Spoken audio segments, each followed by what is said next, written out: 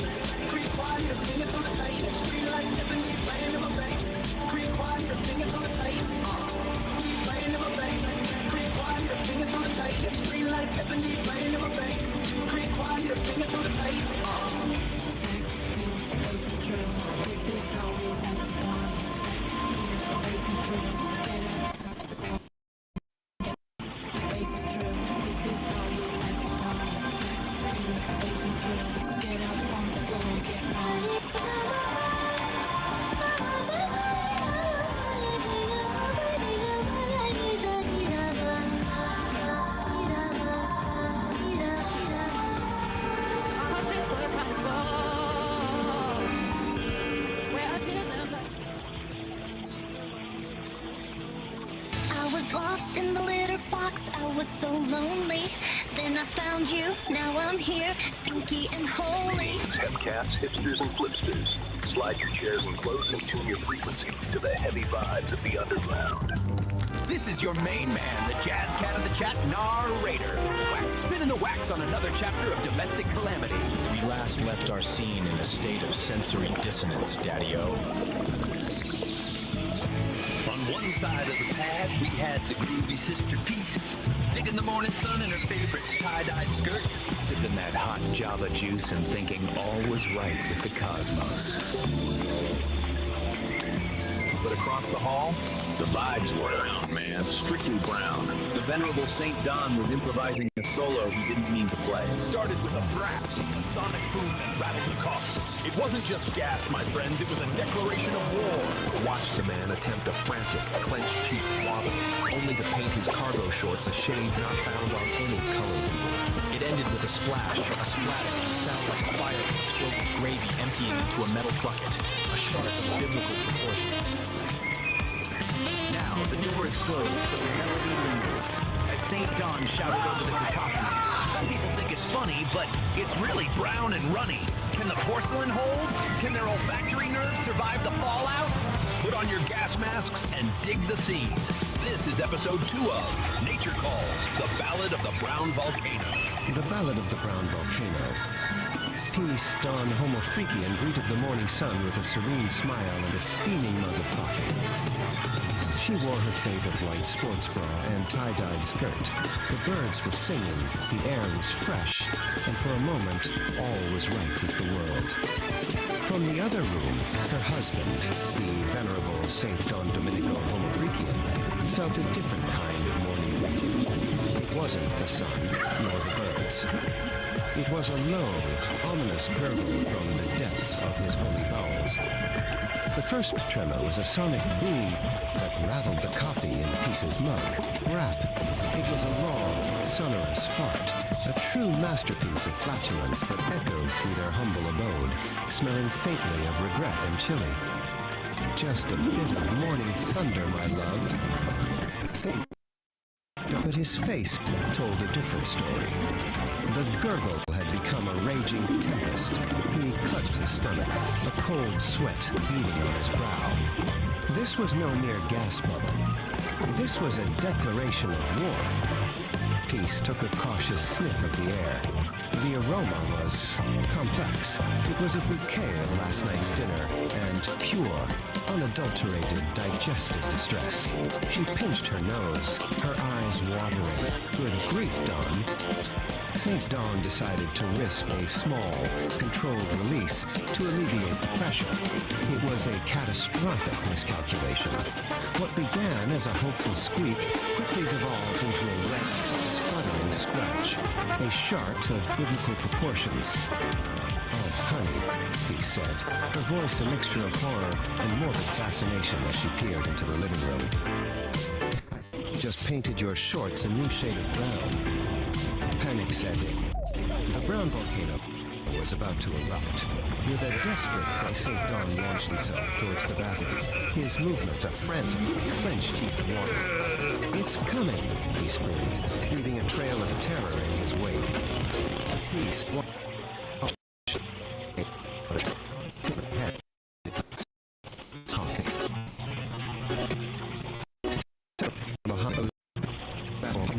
It sounded less like a man using the toilet, and more like a fire hose filled with gravy being emptied into a metal bucket. From the bathroom, amidst the cacophony of explosive diarrhea, St. Dawn's voice echoed with newfound wisdom.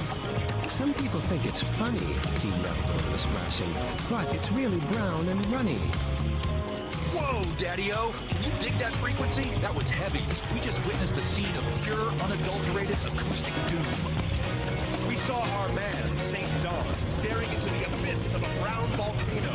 And let me tell you, cats, the abyss stared back, and it looked a lot like a fire hose filled with gravy emptying into a metal bucket. That wasn't just a biological function, man. That was an apocalyptic soundscape. The poor guy painted his shorts a shade that ain't on any color wheel. And as the man hollered from the depths of his porcelain prison, some folks like the groove T chorus. B-U-T-T, it's really brown and runny. A heavy truth indeed. But the beat goes on. The gut, it never sleeps. Just when you think the vibration is settled, the universe serves up a new rhythm. A spicy rhythm. Flip the page, babies. We're moving from the brown volcano to a little track we call Nature Calls, the Ballad of the Burrito. The scene? A morning rumble that isn't thunder. The culprit? A ghost pepper burrito that's staging a rebellion. The obstacle? A broken throne that Peace, that baking goddess, has was marked with a sign of danger. So strap in. We got a plumbing disaster, a frantic dash across the green grass, and a spider the size of a dinner plate guarding the gates of relief. Can our homo-freakian hero conquer his porcelain destiny? Let's watch the man sweat. It's showtime! Whoa, that was viscous. Can you cats still hear the echo? The brown volcano just erupted, and the fallout was heavy. We witnessed a man turned into a fire hose of gravy. We heard the philosophy of the porcelain. It was brown, and it was most definitely runny. A tragic symphony of digestive distress. But before we flip the script to the next track, I need you to get in the groove with us. Validate the vibe, Daddy-O. Smash that thumb. If you felt the rumble, give it a tap. Let the universe know you dig the raw, unfiltered truth of the homo-freakian lifestyle. And don't be a tourist in this lounge. Join the band, slice through the hesitation, and subscribe. We're building a tribe here, and the only admission fee is your attention. Ring the bell, wake it up, make it sing. You don't want to be asleep when the next disaster strikes. That's right. The brown volcano has gone dormant, but a new heat is rising. Next up on the playlist, the Ballad of the Burrito. We're talking ghost peppers. We're talking a broken throne. We're talking a man, a roll of paper, and a sprint against destiny. Stick around, cats. Nature is calling. Again. I've been beat up, I've been thrashed, I've been used by all. But now I'm feeling a certain call. But now I'm feeling a certain call to the nearest wall.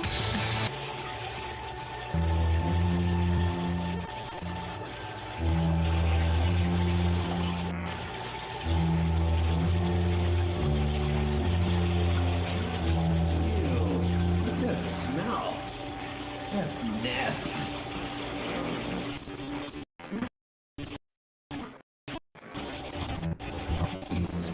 What?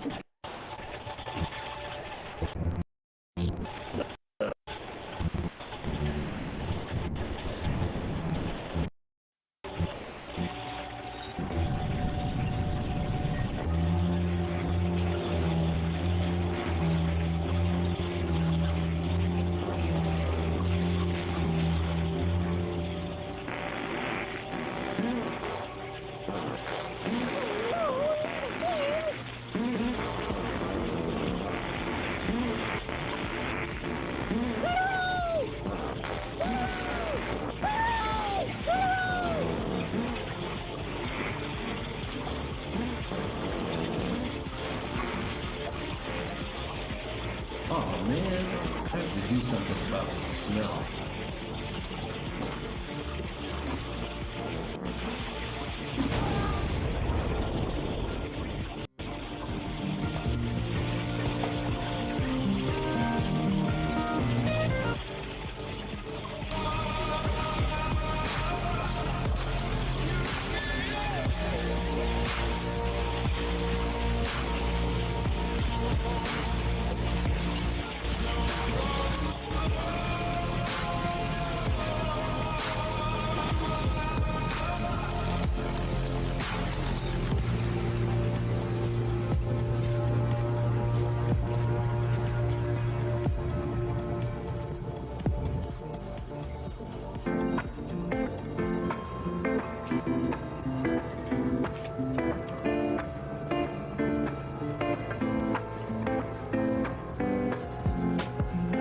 Streetlights flicking like a nervous habit. Silver sidewalk under heavy static. Looking up to catch a faded sky, while the whole world's sleeping on the fly. Stargazing on a dead-end street. Concrete hard under weary feet. Finding something that I can't explain.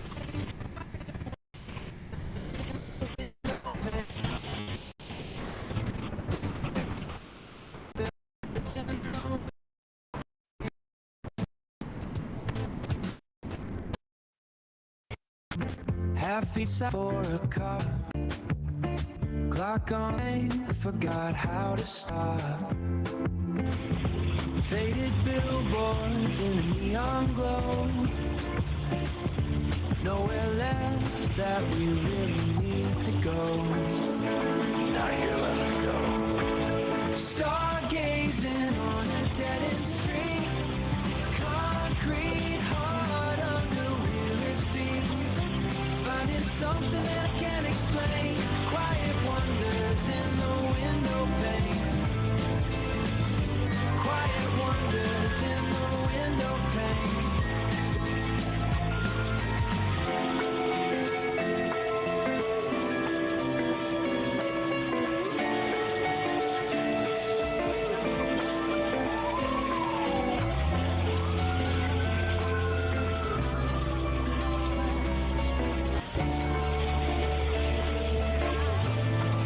Stargazing on a dead-end street. Concrete hard under weary feet. Finding something that I can't explain. Quiet wonders in the window pane. Quiet wonders in the window pane.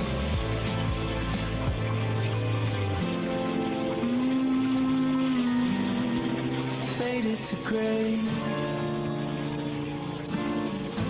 Just the static now.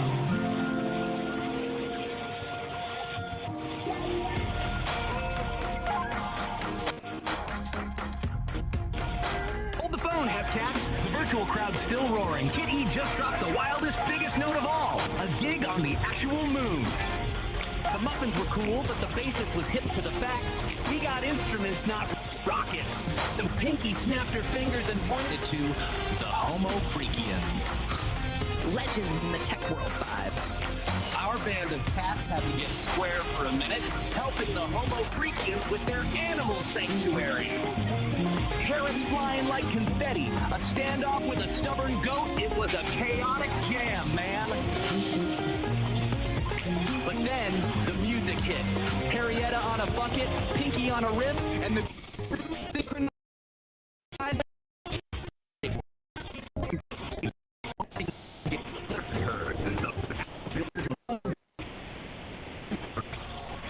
Got the message. Concert on. Our muffins are on a ship, looking out at a futuristic stage being built on the lunar surface. The universe is about to get a front row seat to the biggest jam session in history. Kid E and the Furry Muffins, a lunar concerto. Kid E and the Furry Muffins were the biggest band in the metaverse. Their concerts were legendary digital spectacles of light and sound. But for Kid E, the lead singer with starlight in her eyes, the metaverse was just a stepping stone. I want to play a real concert, Kitty declared to her bandmates after a show, on the actual moon. The Furry Muffins, a motley crew of talented musicians, looked at her with a mix of awe and disbelief. But how? Asked Gordon. The best of it.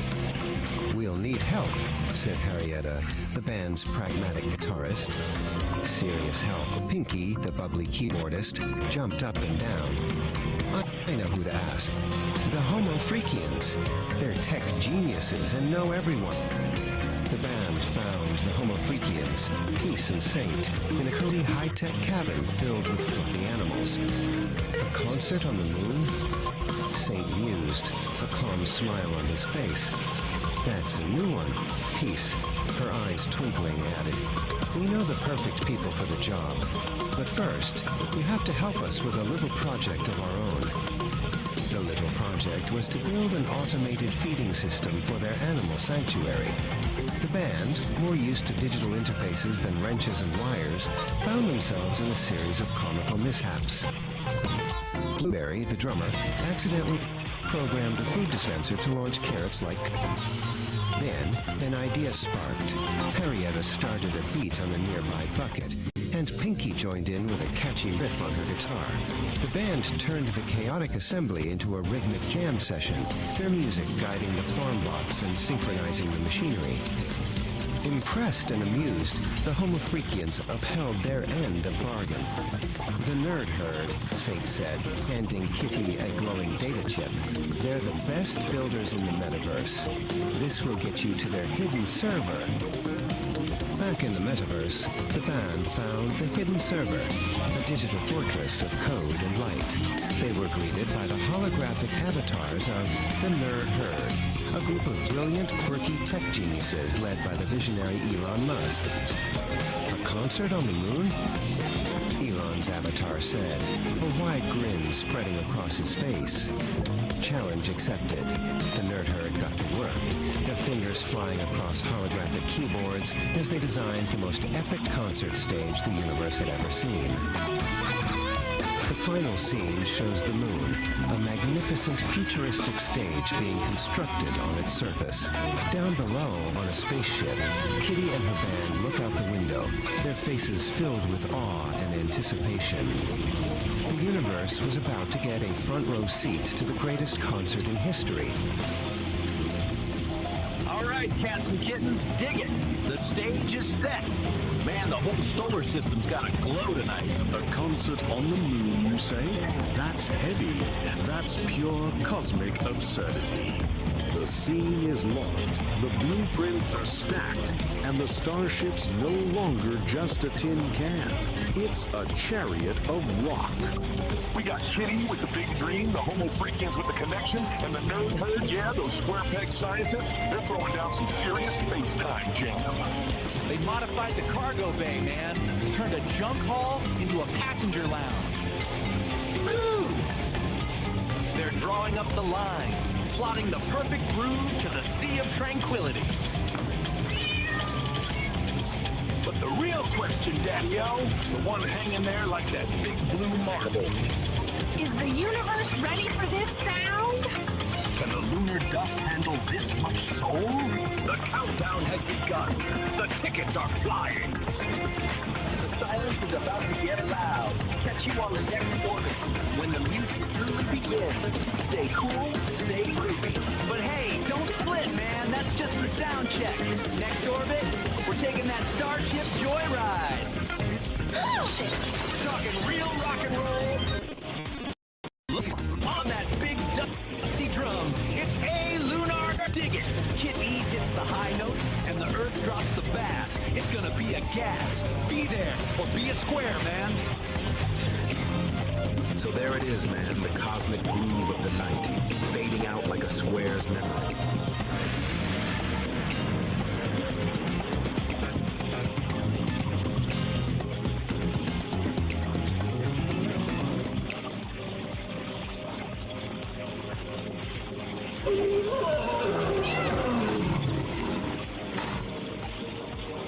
Meow. Narrator's introduction.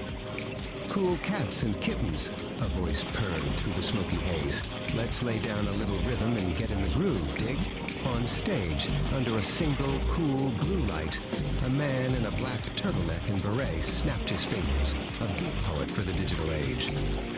I'm your host, narrator the orator, here to drop some heavy truths on your digital domes. He leaned into the mic, his voice a low rumble. Now the squares, man, they're all tangled up in the wires, stuck in one world like a fly in a cosmic honeypot. But not our girl. No, sir, not our magnificent digital kitty. As he spoke her name, the lights flashed, shifting from cool blue to a vibrant electric pink, bathing the stage in a whole new energy. This feline, man, she ain't just in the metaverse, she is the metaverse, narrator explained, his voice filled with a kind of reverent awe, born from the very she's got that cosmic consciousness, that digital divinity. And what a will, what a crazy cosmic will, he chuckled. You think a cat knows how to get its way?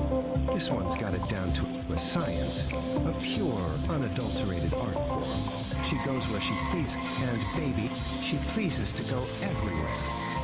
The stage went dark for a beat, then a massive screen lit up behind narrator. On it, Kid E was lounging in the pilot's seat of a sleek, futuristic space shuttle, looking utterly at home amongst the stars. Right now, narrator continued, his rhythm picking up, she's back on the prowl. We find SS trolling around, trying to figure out what the Fliplopius bifacialis are getting up to. Those two-faced, indecisive headcats. Narrator scoffed. They can't make up their minds, man. They're so in and out, they don't know whether they're coming or going. But our kitty? She's got the scene down. She's purring her way right into the heart of human space endeavors, what I like to call space manerdery. Narrator laughed, a genuine booming sound that filled the room. He snapped his fingers one last time. On the screen, Kitty gave a playful salute from her cockpit, her green eyes sparkling with adventure. The image held for a moment, then faded to black, leaving only the echo of the beat. Welcome to the weird and wonderful world of Homo Freakian world space nerdery. Our story follows Kitty, a steampunk catwoman extraordinaire, who once again tries to sneak into the SpaceX facility to get a peek at the latest Star Factory cat tinkerings, and of course, spar with her favorite robotic dog, Spot. She endeavors to help Iloni achieve more efficient space travel powered by nature's abundance, the proverbial fart. Inside, Kitty meets the Nerd Herd, a bizarre crew of brilliant minds.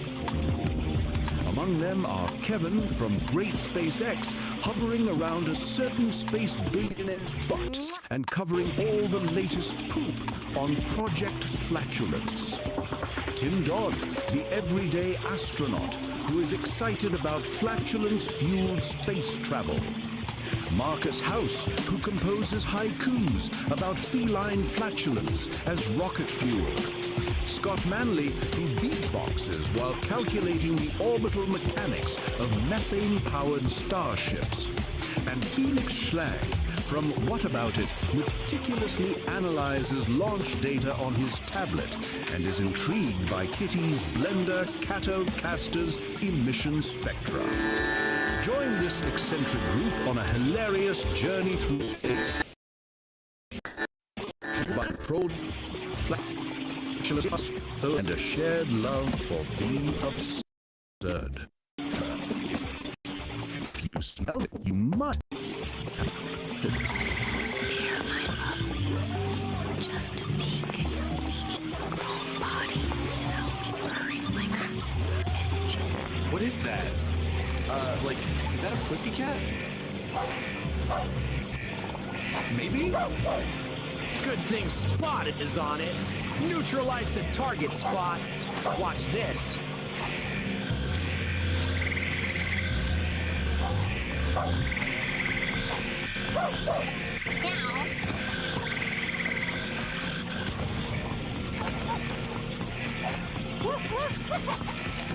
Whoa, that was trippy.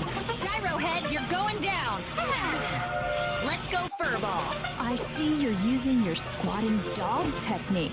Well, unleash the cuddles technique. Kitty, confronted with a devastating squatting dog, must counter with an equally devastating technique, the dreaded cuddles. Comforting Unity device delivering lavishly elegant snoozes. Because nothing disarms an enemy like a good nap. Tickle, tickle, tickle, tickle. Gotcha now, you metal mutt. Woof woof. I'll get you next time.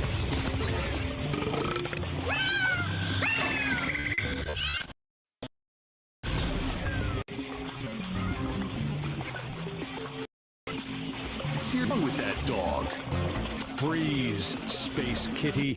Unauthorized access to Launchpad Alpha is strictly verboten. Hold it right there, Space Kitty. This ain't no playground for purring trespassers. Hold it right there, Space Kitty. This ain't no playground for purring trespassers. Can't a girl admire a well-engineered spaceshipin'? Just watch it, Catwoman. Hey, are you mocking me? Hey, are you mocking me? I think she's mocking me. I think she's mocking me? Oh yeah, she's mocking you. Can't a girl admire a well-engineered spaceship? Just watch it, Catwoman. Just watch it, Catwoman. Meow. Yowlo, fellas. Just a starstruck space tourist admiring the finest cosmic carriages. This one's the notorious Kitty. She's Elon's personal headache. Meow. Hold it right there, Space Kitty. This ain't no playground for purring trespassers. Yeah, and that guitar looks like a cosmic bong with strings. What's your game, Whisker Face? Pull my finger. Come on. Pull it. Ugh, God. What the hell is that smell? Are you kidding me? Smells like homo freaky. You must be Kitty, right? Elon's personal headache and resident gas-powered bar. One peek, then you scram. Keep it quiet, or Elon will have us scrubbing Vogon poetry off his Tesla for a year. This one's the notorious Kitty. She's Elon's personal headache, always trying to sneak a peek at the prototypes. She can't help herself. She has a thing for chrome, spaceships, and robot dogs. She tries to sneak it every few months and uses all kinds of excuses. Hey, Muffball, are you mocking me again? Dude, she's totally mocking you again. What's your excuse this time, Kitty? Muffball, are you mocking me again? Dude, she's totally mocking you again. What's your excuse this time, Kitty? Meow moo, space cowboys. Just a curious space explorer, sipping solace in the finest celestial carriages this side of the Milky Way. Surely a peep won't hurt a feline. Fur, cat, meow, fellas. Just a starstruck space tourist admiring the finest cosmic carriages this side of Alpha Centauri. No harm in a little goggle-ogling, perhaps? All right, Space Kitty. One peek, then you scram. And keep it quiet, or Elon will have us cleaning lunar dust off his Tesla for a month. Oh, Elon Musk. Just a mutual appreciation for the poetry of rocketry, you see. His rockets whisper to my soul like celestial catnip. Just watch it, Catwoman. Elon wouldn't mind a closer look, but those Raptor engines pack a punch. Oh, boys.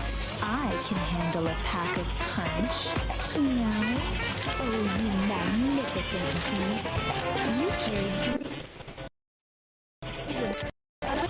whispers of new worlds. So I'll sing your way to the farthest galaxies. A symphony of purrs and cosmic riffs.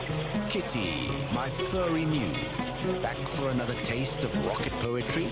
Come on up, let's discuss the celestial melodies your blender Catocaster whispered. Going down. Coming right up, Elon Musk. And who knows? I'll have a impromptu concert for your launch crew. A serenade of the cosmic hum just for the occasion. You magnificent rogue. Remind me that even the most serious endeavors need a healthy dose of cosmic absurdity. So fire away. What gas-powered wisdom does your space cat brain hold today? Meow, Justy. My gas-powered symphonies will propel us to the furthest corners of the cosmos. Just wait till you hear my ode to the Methane Nebula, a symphony that will make even the black holes weep with joy. Oh, Elon of Musk, hear my song of rockets that roar and farts go strong. Forget your methane, shed your towels, let go. Oh, Elon of Musk, hear my song of rockets that roar and farts go strong. Forget your methane, shed your towels, let cosmic farts fuel your hyperspace house. How about this? Oh, rockets of fire, oh, spacecraft of steel, your symphony of... Craft of steel, your symphony of vengeance makes my cosmic hill. Let your boosters roar, let your flames climb high. Tonight we dance beneath the stardust sky. You rock, Space Kitten. This is better than any launch countdown I've ever heard. did it again, Space Kitty. You turned a pre-launch briefing into a cosmic groove party. This mission's gonna be out of this world, thanks to you. You know what, Kitty? You're crazy. You're chaotic, but you're onto something. We'll call it Project Flatulence. Kitty, meet the Nerd Herd. They are here to help me with the next bit.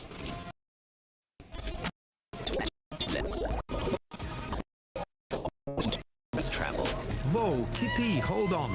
We need rigorous calculations, datasis, and maybe some air freshener before we start launching rockets with your flatulences fuel. You're Kitty. I analyzed your blender Catocasters emission spectra. It's pure cosmic catnip, man. Can you play it through the Starship PA system? Liftoff. Meow. Fellow space cadets, this Catwoman's ready to rock the cosmos with you dudes and dudettes.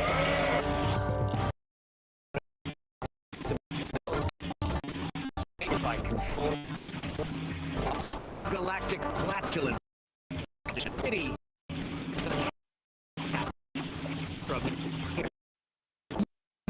Propulsion efficiency of biogases is intriguing, the stoichiometric ratios and exhaust velocity require precise calibration. My abacus, though ancient, reveals a slight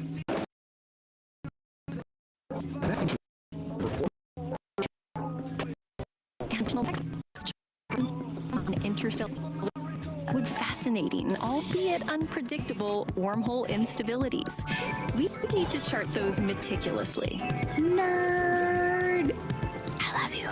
We may have to change the design of the engine. What about an aerospike? Yeah, the aerospike. I've heard good things about the aerospike. If another person says aerospike again, they're cleaning my Tesla, damn it, Tesla for a month. Hey, Timmy, what's that wedgie-shaped rocket engine that contains farts? You mean the aerospike. Oh. Assholes. Consider it done, Data Dude. But first, who's up?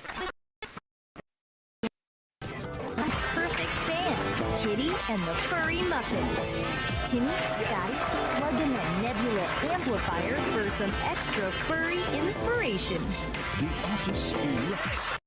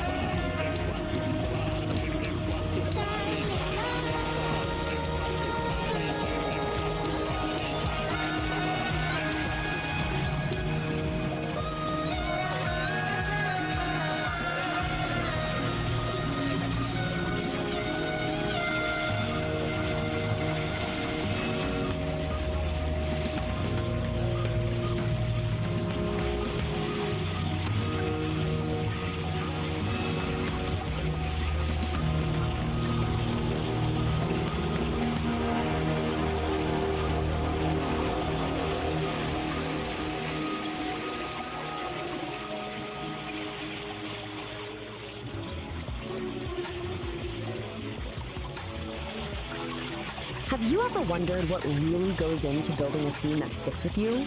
Well, today we're going to pull back the curtain and deconstruct this really fascinating script called Miso Honi. We're going to see how every single choice, from the setting to the characters to the sounds, is all working together to create one really powerful moment. Right off the bat, we get this, a glowing muffin. I mean, come on, that's our entry point. This one completely bizarre line from the script just grabs you and makes you think, what in the world is going on here? It's a perfect hook. And that brings us to the big question, right? Miso Honi. It kind of sounds like something you'd eat, but in this story, it's so much more than that. It's this idea, this feeling that helps us get right to the heart of a character. So let's figure out what it actually means. Okay, so before we even meet anyone, the script builds their world. And in any great story, the setting isn't just some random background, right? It's practically a character itself. Let's see how the writer sets the stage for us. It all starts with something super simple but really effective, a dimly lit room.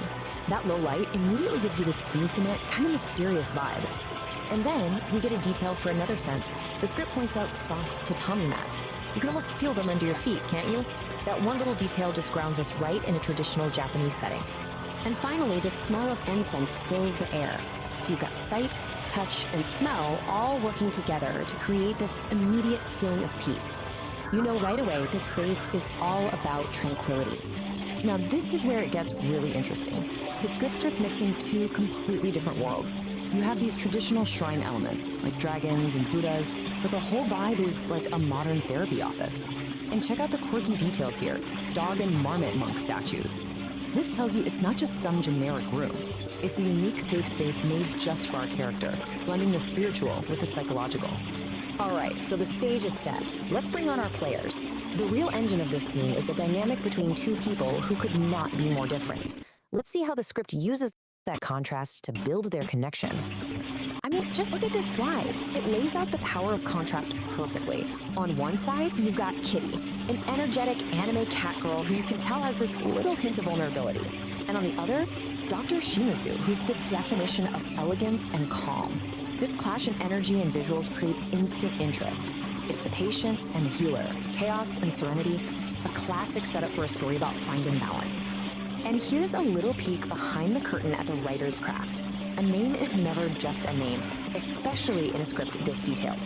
Dr. Shimizu's name literally means clear water and flower. That is absolutely not a coincidence. It's a subtle clue that tells the audience exactly who she is and what she represents. A source of clarity, nature, and healing for Kit. So we have our setting, we have our characters. Now let's get into the dialogue, because this is where the mystery of Miso Honi really starts to unfold, turning a weird dream into something with some seriously deep personal meaning. Just listen to how Kitty talks about her dream. It's not straightforward at all. It's sensory, and it's all hers. Miso soup, but mixed with honey. That combination of savory and sweet, of comforting and totally unexpected, that tells us way more about how she sees the world than any plain description ever could. And there it is, the moment the whole idea gets its name. And notice that contrast again, a soft lullaby mixed with Miso is what she calls this beautiful, strange contradiction. She isn't just describing a dream, she's putting a name on her inner world, making it real and defining. There is the point. Shimizu takes Kitty's quirky, creative description and gives it real weight. She translates the poetry of the dream into its psychological meaning, a subconscious desire for balance.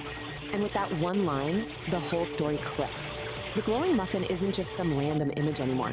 It's a symbol for Kitty's search for harmony. But remember, a script is so much more than words on a page. It's a blueprint for the visuals and sound. Now that the dialogue has given us our theme of balance, let's look at how the script builds the experience. What can we do to create this immersive dreamscape?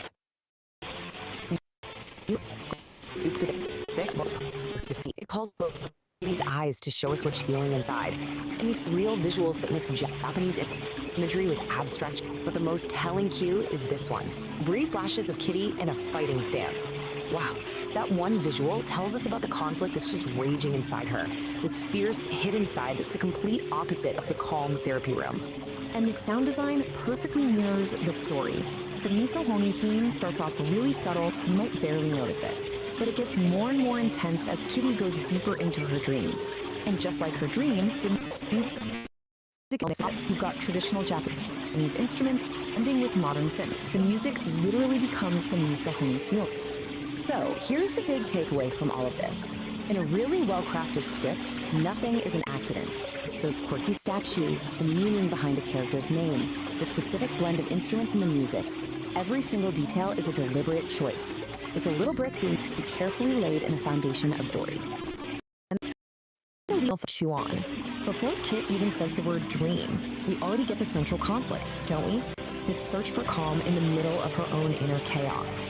It really makes you wonder, how much of a story is being told before the characters even open their mouths to speak?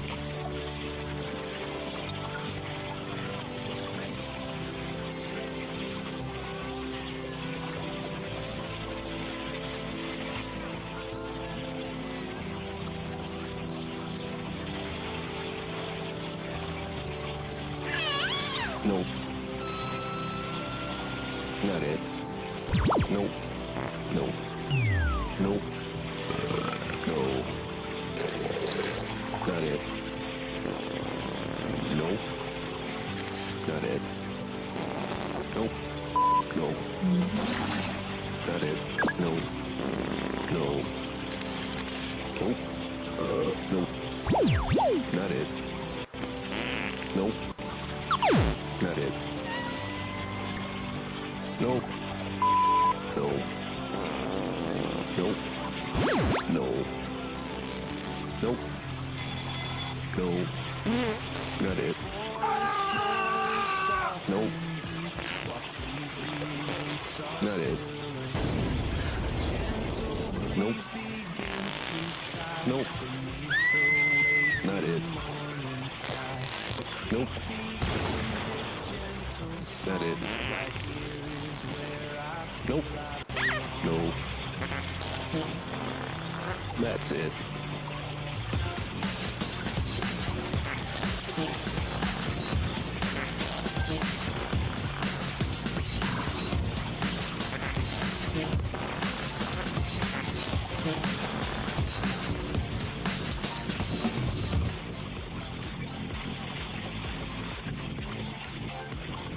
Welcome to The Explainer.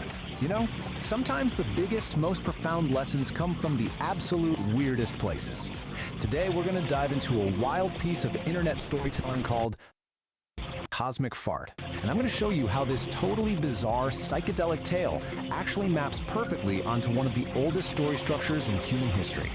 So the whole thing kicks off with this line, a moment of just pure, unfiltered confusion. I mean, right off the bat, you know you're in for something hilarious and completely surreal.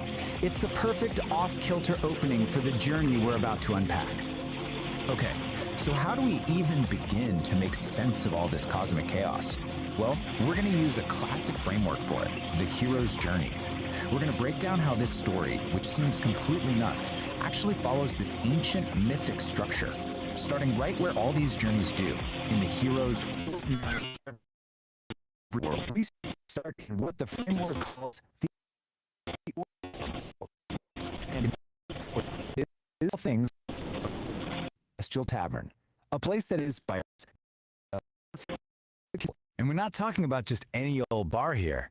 The Homofreakian Pub is this place of incredible cosmic camaraderie, where the vibes are just immaculate. This is super important because it sets our baseline for what normal is right before things get really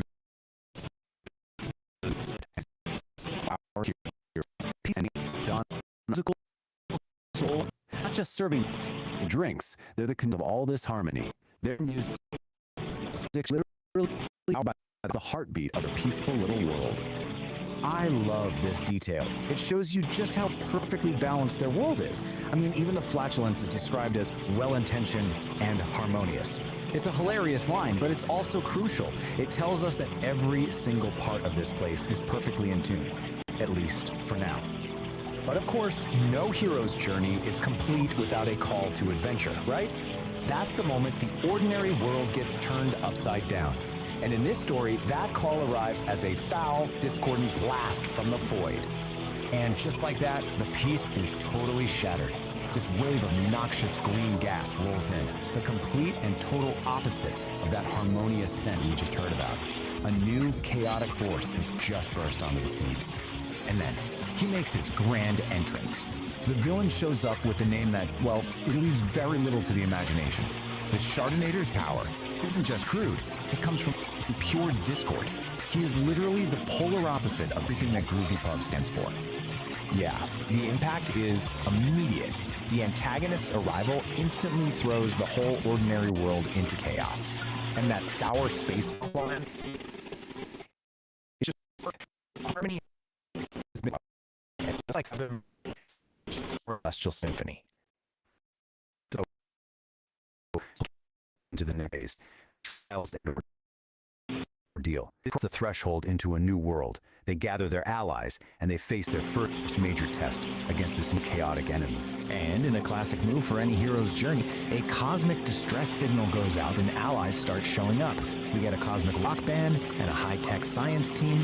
It just goes to show you, this threat is so massive, it takes this whole crew of different talents to even think about facing it. And oh, it's just perfect. They head to Uranus, yep, a literal gas giant, which was supposed to be a key part of this whole celestial symphony. But the Chardonnator is already there, actively corrupting its natural harmony and turning its beautiful music into just noise. But here's the thing. Their first shot at this is a total disaster. They try to fight chaos with even more chaos, blasting in with power chords and sonic energy. But the Chardonnator just soaks it all up. And this defeat, it's absolutely critical. It proves that their whole strategy is wrong, and they're going to need a new kind of wisdom to win. So, totally humbled and defeated, our heroes get to this really pivotal stage in their journey, meeting the mentor. This is the part where they have to go find guidance from someone who truly understands the nature of the forces they're up against. So what do? They retreat all the way out to Pluto to find the dog monks. These ancient masters, with their wonderfully terrible puns for names, they have the deeper knowledge our heroes are missing. They're the ones who have the kind of wisdom you need when you're facing an enemy you just can't punch. And this, right here, is the big aha moment. The monk's lesson is so simple, but it's profound. They were doing it all wrong. They can't attack, they can't create more noise. Instead, they have to create a harmony so powerful, so overwhelming, that chaos just can't exist inside of it. Okay, so armed with this game-changing new knowledge, our heroes head back for the final battle. This is the big climax of the journey, where they have to put their mentor's lesson to the test and face their enemy with a completely different approach. And just look at the contrast here. It's night and day. Instead of launching another attack, they just start to play. They're weaving together these gentle melodies, some cosmic blues. They're literally fighting his chaotic energy with a symphony of pure order and beauty. And guess what? The new strategy works, like perfectly. The music doesn't destroy his power, it neutralizes it, it transmutes it. The harmony is like a soothing balm that transforms his chaotic energy into something beautiful. He's completely disarmed, and they didn't have to fire a single shot. So the Shardinator's chaotic energy has nowhere to go, right? It can't survive in all this harmony, so it just turns inward. And with one final, pathetic little sound, he just ceases to be. It's not a violent explosion, it's a quiet implosion. I mean, what a perfect ending for a villain who was literally defeated by peace. And that brings us to the final stage of this whole journey. We return with the elixir. The battle's won, the world is saved, and the heroes get to return to their ordinary world, bringing back the incredible wisdom they've gained along the way. And this right here, this quote, that's the elixir. The lesson they learned isn't some magic sword or a chest of treasure. It's wisdom. The ultimate power for overcoming discord isn't more force, it's overwhelming harmony. It's actually a pretty deep message, you know? It's just wrapped up in this totally bizarre, hilarious package. And this is exactly why these old story structures are so timeless. Because even a story about a cosmic fart can follow this ancient pattern and leave you with something to really think about. It asks us to consider how we confront the chaos in our own lives. Do we just fight back with more chaos? Or do we try to create our own symphony instead?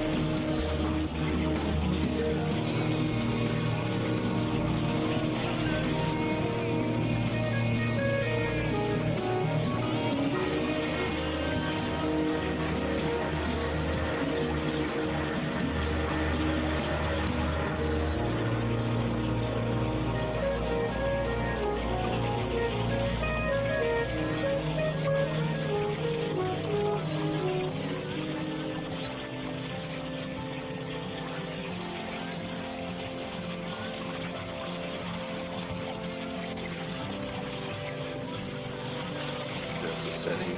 Go for it, man. It's diffuser air. I'm wearing my phone, man. Just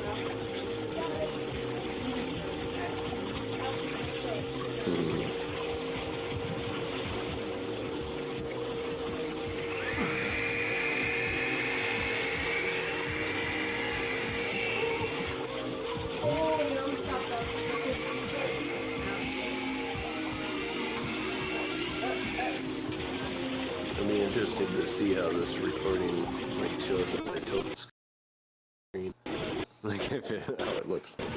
Interesting.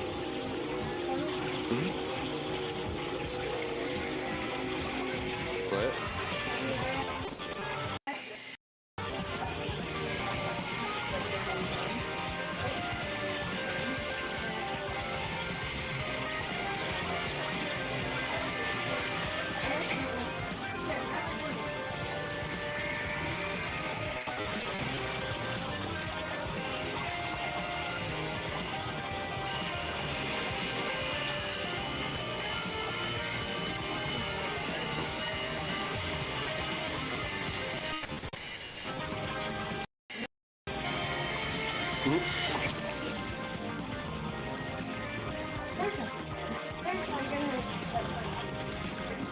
Yeah, that's good.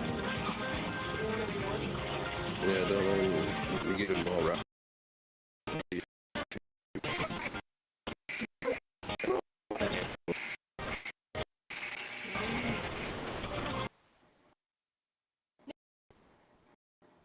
Take your boot?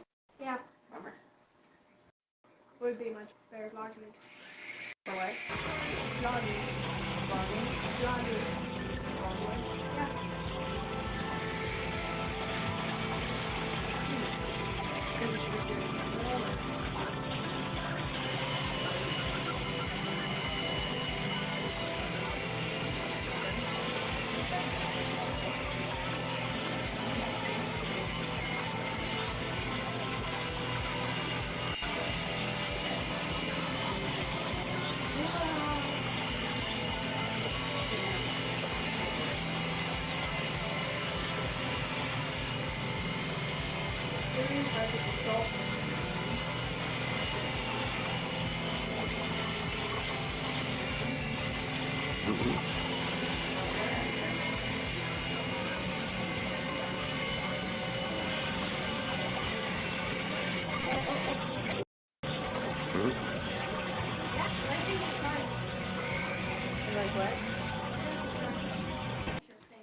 Well, I'll be.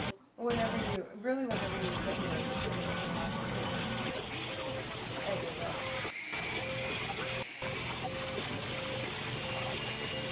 Trying not to get the TV, so. Yeah, that would be cool because we'll have two. He'll have the helicopter and I'll have you. We can mix them. No.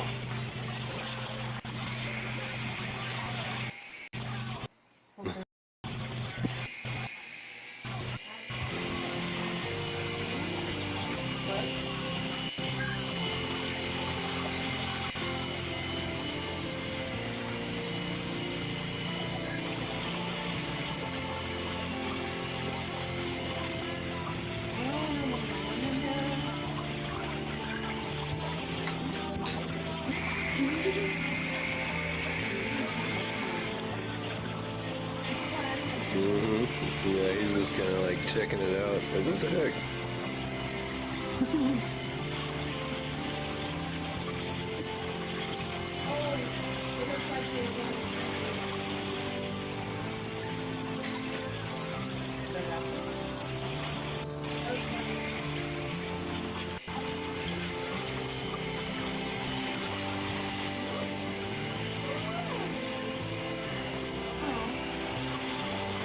So.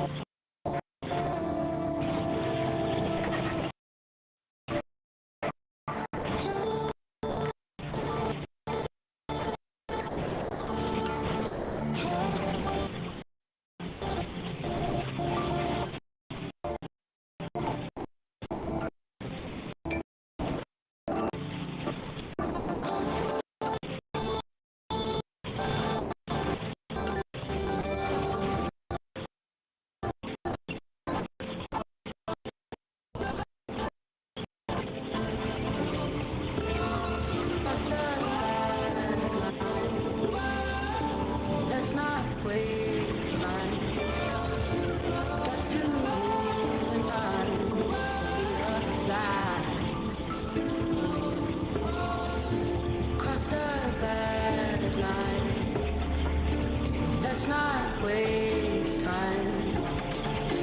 Got to move and find what's on the other side. Time to come and go. Everybody go. Everybody go. Time, don't let go. Woman, don't brother.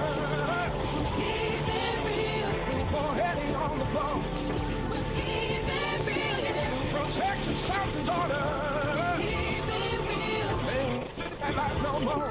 No, no, no, no, no.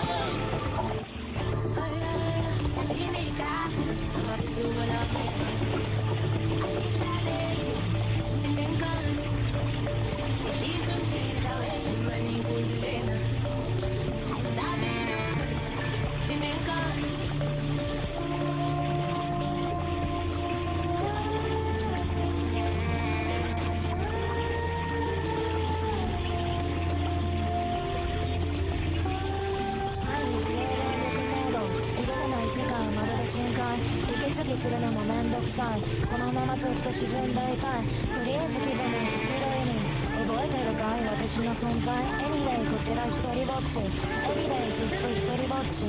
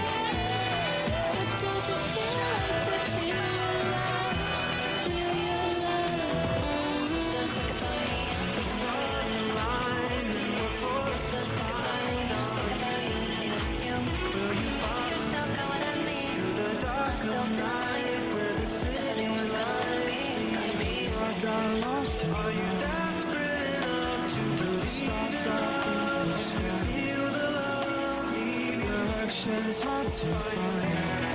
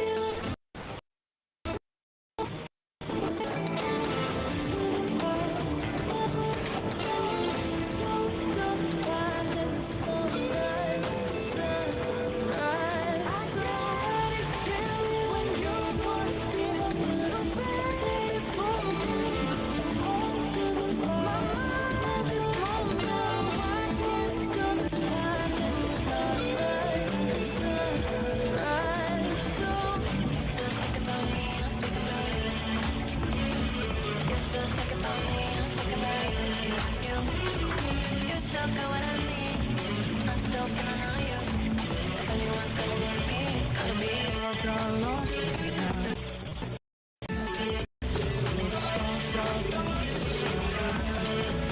Directions hard to find. Stars.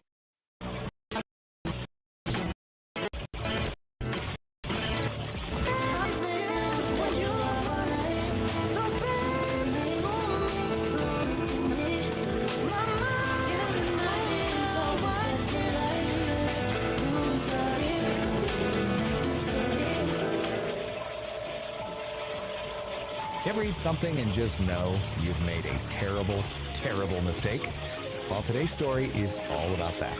We're diving into what the source material calls a heavy scene of gastrointestinal destiny. All with one. Okay, that's literally the opening line from our source. It's a lot, I know. But honestly, it perfectly sets this bizarre area kind of. Let's meet the. So our heroes, get this, Saint Don Domenico Homofrician. And the source describes him as a guy whose muscles literally wake the neighbors. So you can just imagine he's got an appetite to match, right? This is our guy, and believe me, he is about to face his greatest challenge ever. All right, so how does this all begin? Well, it's the classic tale of man versus food. St. Don decided to tangle with a ghost pepper burrito, and, spoiler alerts, the burrito won. He starts feeling what the source calls an urgent, undeniable call. Another one. Things are getting frantic. Okay, so our hero makes a mad dash for the bathroom. It should be a simple mission, right? A noble quest even. But nope, his path is blocked. The main objective, that beautiful indoor sanctuary, is completely out of commission. And just like that, a simple trip to the toilet becomes this epic journey. And this is what's standing in his way. A handwritten sign from his wife. Peace. You gotta love the unserious honey part. This isn't just a small problem, you guys. This is the first major obstacle on his path to what the story calls porcelain destiny. So, what are his options? Well, it's a pretty stark choice. On one hand, you've got the sanctuary. Indoors, civilized, everything he knows and loves. On the other hand, the last resort. An ancient, spider-infested outhouse way out at the edge of the yard. Oh, the horror. But hey, every great hero needs an ally, right? And his is incredible. Meet Peace Don Homofrician. The source literally calls her a powerlifting queen and goddess of demolition. So yeah, she's not messing around. She sees her man in distress and decides, okay, it's time to step in. So with plan A totally shot, St. Don has no choice. He can't wait. He's got to make a mad dash for that outhouse, which, by the way, the source hilariously calls the edge of the universe. The quest has officially begun. And this is where it gets cinematic. Peace literally says, I shall clear your path to glory. And then, bam, she demolishes the back door with a primal scream. Out bursts St. Don, clutching a roll of toilet paper like it's a sacred scroll, and he is just gone, sprinting across the yard in a blur of tie-dye. I mean, can you picture this? As he's running for his life, Peace is standing there in the wreckage of the doorway. The source says a single proud tear rolls down her cheek as she whispers this encouragement. It's so over the top and just perfect. So, he finally makes it. He reaches the outhouse. His hand is on the door. Freedom is in sight. But wait, the universe isn't done with him yet. There's one last boss battle. One final, horrifying challenge standing in his way. And what is this final ordeal, you ask? A spider. Of course it's a spider. But listen, we're not talking about some regular little guy. The source is very specific. This thing is the size of a dinner plate, just flexing all 8 of its hairy legs right in the middle of a giant web blocking the door. Nope, no thank you. And the way the source frames this is just epic. Man versus beast, burrito versus spider. I mean, come on. This is it, the ultimate showdown. Everything is led to this single moment. It's him, the burrito, fighting from the inside, and his 8-legged monster guarding the gates of salvation. So what's a guy to do? For a split second, he just freezes. I mean, who wouldn't? But then, channeling the courage of 1,000 warriors, he just lets out this massive roar and plows headfirst right through that sticky web. The outhouse door slams shut, and he's in. And then, silence. After all that, the sprint, the demolished door, the spider battle, a kind of quiet comes over the whole scene. The war is over. Destiny has been fulfilled. The door stays shut. You can just imagine this deep silence hanging in the air. And then you just hear it. A faint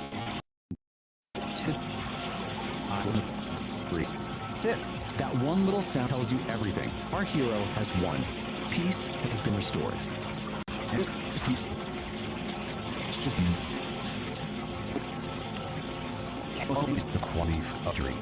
But wait, because it doesn't even end there. The story actually gives us a little sneak peek of what's coming next for St. Dawn, and, well, it gets even weirder, if you can believe it. Okay, get ready for this mission. It turns out our boy St. Dawn has a, let's call it a psychedelic biological gift. Basically, when he passes gas, he paints the air with a literal rainbow, the source called a toot of tranquility that turns anxiety into fuzzy peace. I'm not making this up. And you can really feel the unique vibe of the source material here. The narrator has this awesome kind of beatnik style, and they talk directly to the audience. They're like, lay some skin on that thumb, commit to the scene, ring the bell.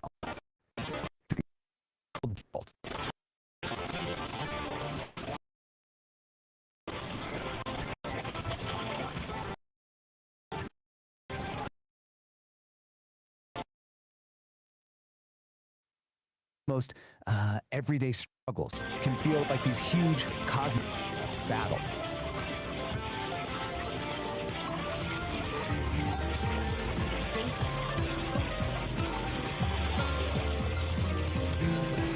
Check, 1, 2, can you hear the meow? It's time for the muffins right here, right now. Got our claws on the cords, the beats in our paws, breaking all the interstellar laws. Yeah! We're Kitty and the gang, all set to take flight, leaving Earth's studio for a crazy gas night. Jump aboard the Cosmic Comer, get ready for the view. Next stop, Uranus. What's the cosmic buzz do? Uranus Unplugged, a gas-powered quest. For the funkiest flatulence, the very best. Uranus Unplugged, a gas-powered odyssey. Peace Dawn and St. Dawn Homofreakian, cosmic voyagers of the highest order, received a most peculiar invitation. It wasn't written on paper or sent through the stars, but whispered on the solar winds, a gassy greeting from the sideways planet, Uranus. With their intrepid friend Kitty at the helm of their ship, the Cosmic Comer, they set a course for the great blue-green mystery. As they entered Uranus's atmosphere, the ship was tossed by sideways winds that howled like cosmic coyotes. Whoa, Kitty yelled, gripping the controls. This place has more gas than a chili cook-off in a black hole. A shimmering, translucent figure appeared outside their viewport, dancing in the gales. The figure introduced herself as Bree, the Wind Whisperer. She spoke in riddles and rhymes, her voice like the rustling of 1,000 leaves. Whirlwinds sing secrets. Methane hold a city of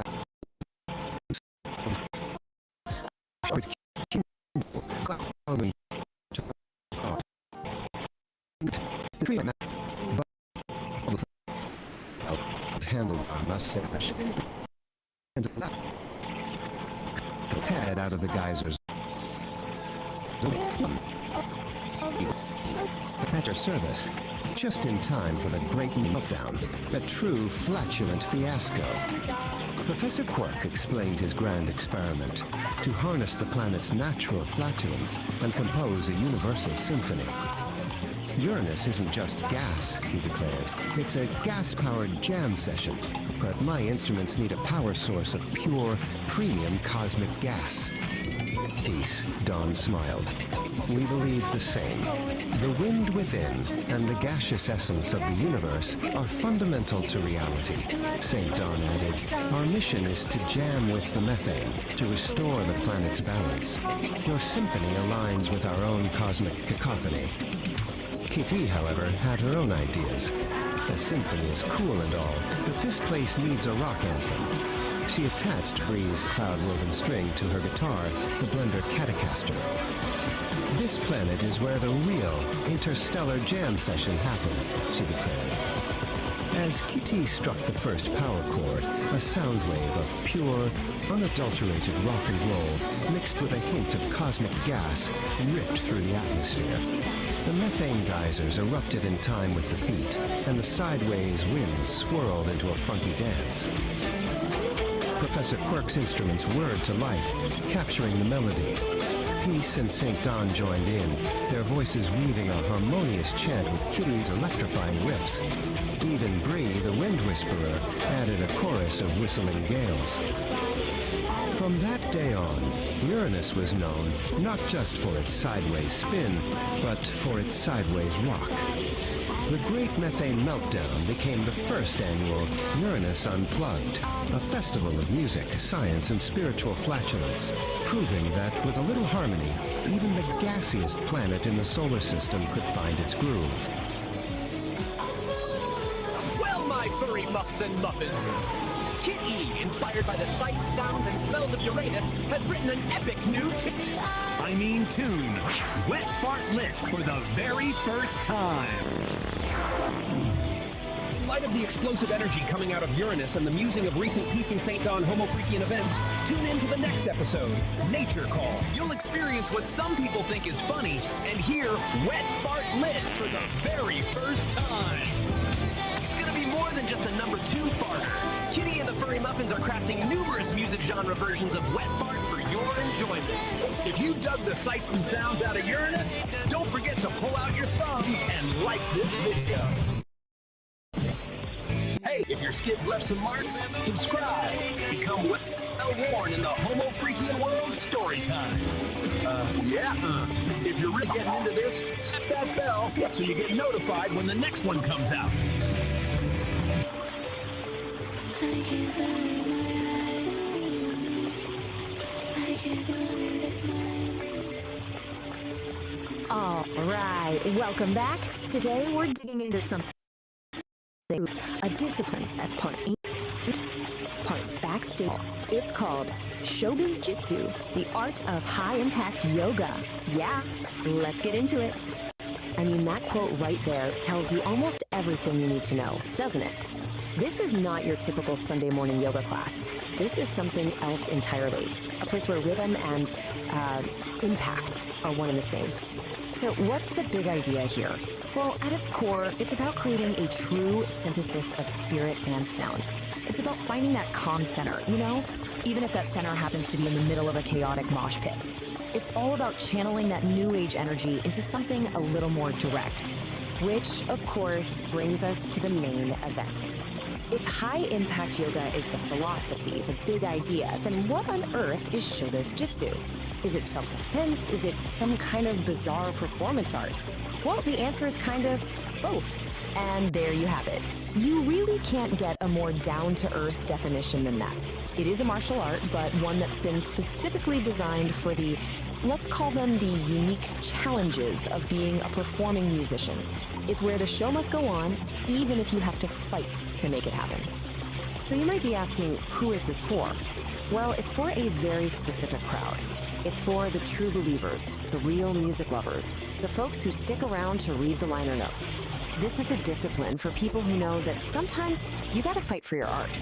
And just like any legendary album, Showbiz Jitsu has its own track list.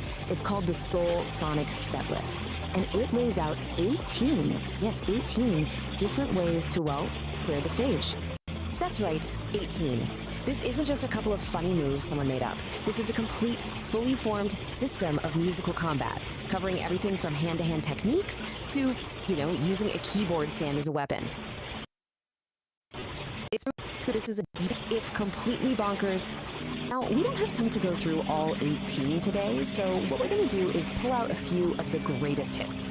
Think of this as the highlight reel from this absolute masterclass in musical mayhem. Okay, first things first. Before you can even think about weaponizing a guitar, you have to master your own body. This is all about unarmed flow, or, as the master calls it, crowd control for the refined. So the first discipline you learn is taijutsu, which is literally the art of the body. The whole point here isn't to fight your way through the crowd, but to flow through it, to move like a ghost in the machine. Zero friction, zero resistance, just pure effortless movement. And this little story just illustrates it perfectly. You have one student, Don, who tries to use brute force. He becomes a boulder, and what happens? The river just crashes against him. But then you have Peace. She gets it. She becomes the wind, a ghost. She just flows right through the chaos. That, right there, is the heart of taijutsu. Okay, so once you've mastered that pure flow, the system introduces a little aggression. This is Koppojutsu, which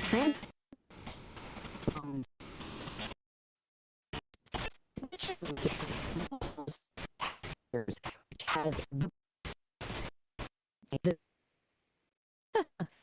that's from the master himself. Kind of dry, dark humor that you find all through this discipline. Every single act of violence is reframed through the language of music and performance. It's brilliant. So, we've mastered our bodies. We've learned how to flow and how to strike. But now we get to the really fun part, weaponizing the stage. This is where Shoto's Jitsu becomes a true art form, turning every single piece of gear into an instrument of combat. And just look at this list. The names alone are just... The Cordillariat. So low and floss. Each one brings a piece of musical equipment. Both beautiful and able. Let's down and sleep. It is so simple, so elegant, and so active. You literally just use the heavy brass bell of the sax to hook someone's ankle and use their own momentum to drop them. Who knew a sax could be so useful? And the thinking behind it? It's just perfect. You don't have to do all the work. Let gravity be your rhythm section. It provides that final heavy beat to end the song. And that's the outro. All right, next up we have a move that's just pure mechanical genius, the X-Stand Venus Trap. It's super practical, it's efficient, and it's surprisingly quiet. You're basically turning a standard keyboard stand into a silent, spring-loaded trap. I love this analogy. A keyboard stand is just a giant pair of tweezers. It totally reframes how you look at the object. It's not just holding anymore. It's a tool, just waiting to be used in a new way. It's about seeing the hidden potential in everything around you. And now for the grand finale. This might be the most iconic, the most memorable move in the entire set list. The cymbal sandwich. And folks, it is exactly what it sounds like. It's loud, it's brassy, and it is a fantastic way to end a conversation. And that quote, that just gets right to the soul of showbiz jiu-jitsu. This isn't just about self-defense, it's about showmanship. Every move is a performance. This cymbal sandwich isn't just an attack, it's the final crashing chord of the show, a moment the audience will feel in their teeth. But what happens after the show's over? After the feedback fades and the stage is clear? What's the real point of all this musical chaos? Well, that brings us to the final encore. And this is what brings it all back around. See, after the fight is done, the practitioner finds this deep, transcendental state, like the quiet, hidden and the album. That's the after the norm. So the day. Is showbiz jitsu the ultimate vision of art and self-defense? A totally new path to finding your inner peace by clearing the stage? Or is it just the absolute weirdest yoga class ever invented? Well, you decide.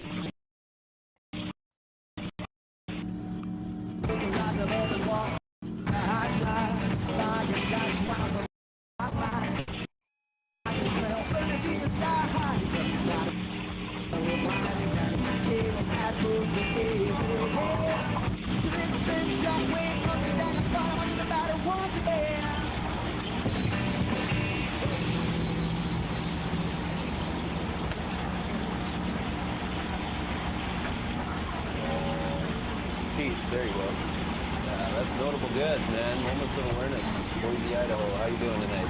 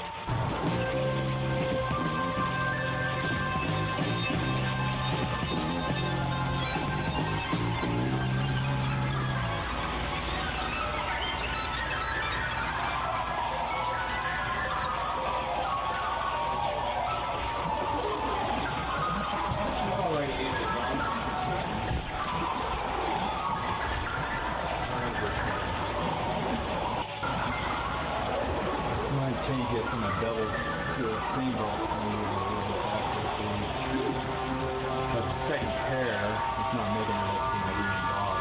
Sounds like something. Oh, well. So actually it'll work out great for you.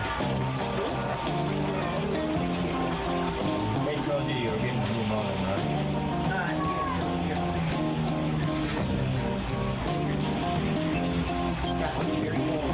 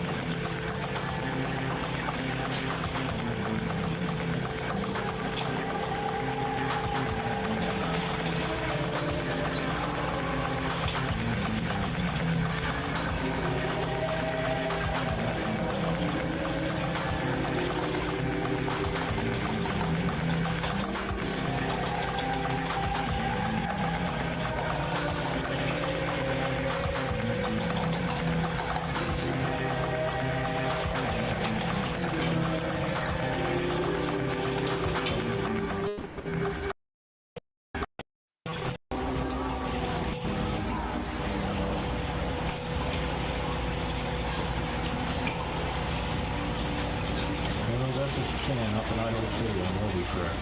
I'm working on a bonded order and I need to have it changed to a single. And according to root call, I can have a 3x40 and on the bonded they show me on a 1.5x20. Where the addresses aren't matching up with the cable length there. It is a C order 13, 18, 39, 60.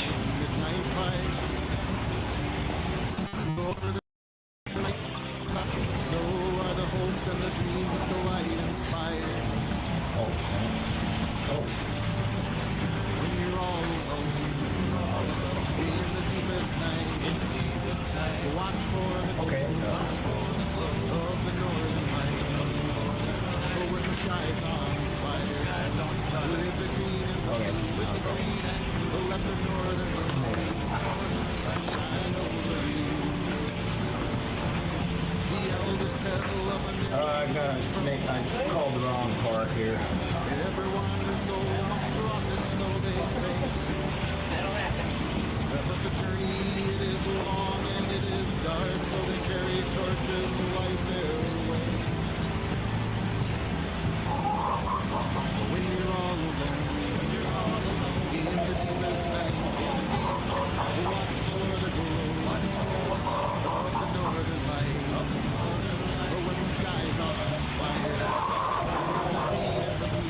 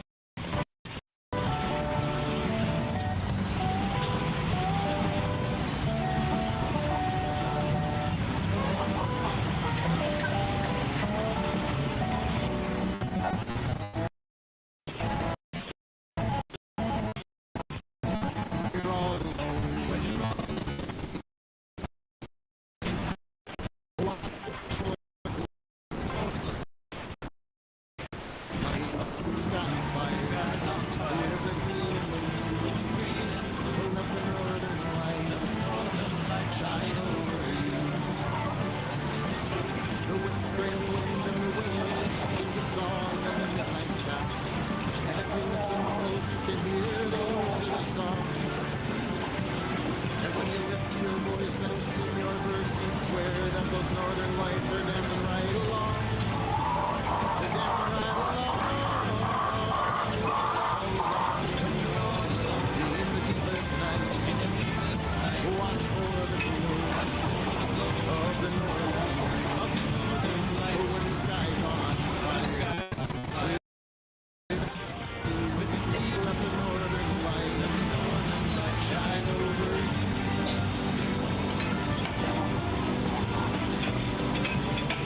Yeah, just came in Idaho City, Idaho. I'm working on a bonded order and do the facility then to make it to a single. It's on a C order of 1. Okay, great. That blue claw, and it does like match up.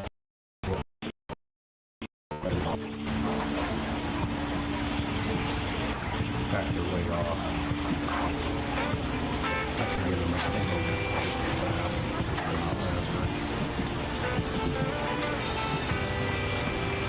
Yes.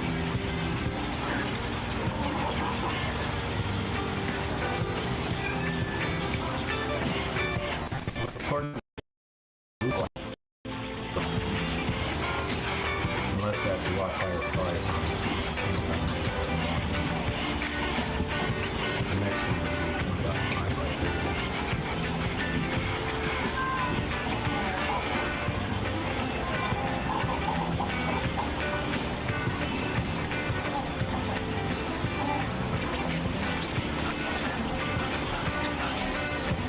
When I'm falling down, you're always there. When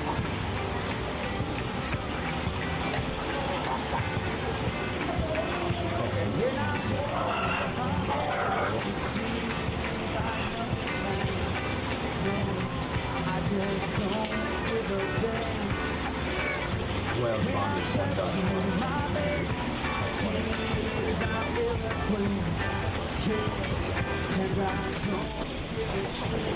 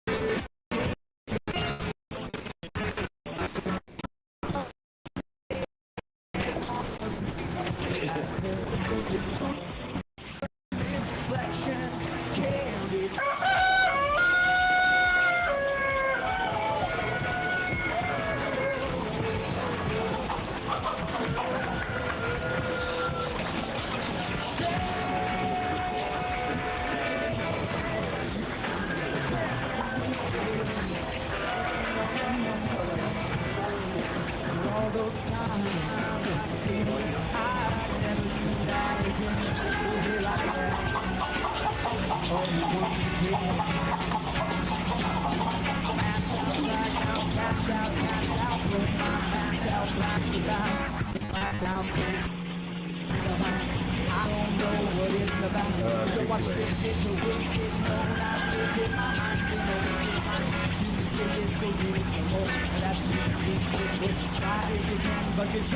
That's all I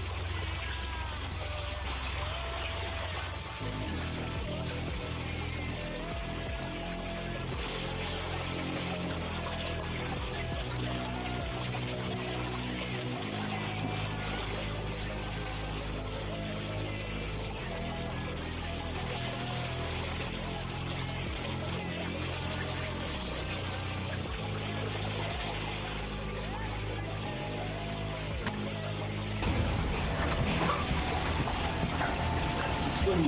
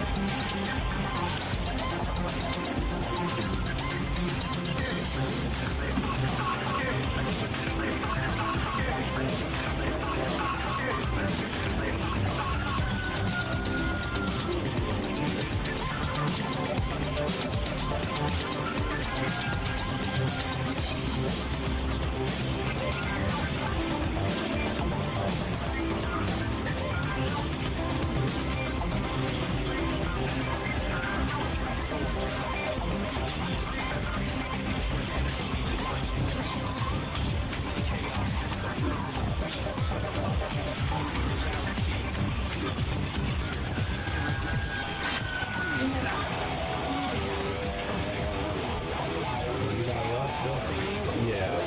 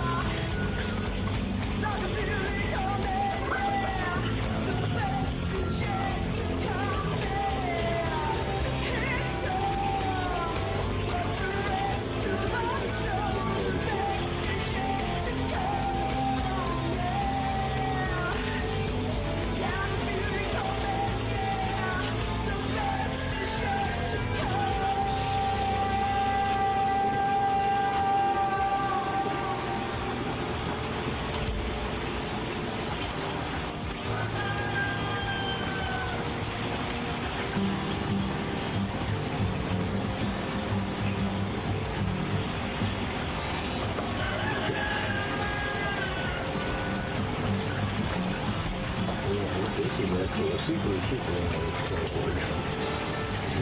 well, I go to the phone, yeah. Was there another plug-in? Yeah, the black one. That's the phone itself. Oh, okay. Or that might, oh, you know what, that might have gone. I was going to say, this is plugged into the back of the motor. Yeah. So the phone was the black one. Yeah. I don't need any extra slack. I'm just going to set the motor right back up. I need to sit it right here probably. Yeah, I think you're sitting on top of the current rate here, actually. Yeah, I'll reorganize the phone.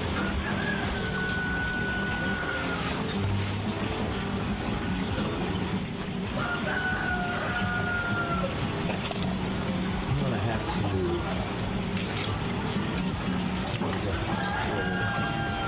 this doesn't have a phone port for that. Oh, okay. Let me get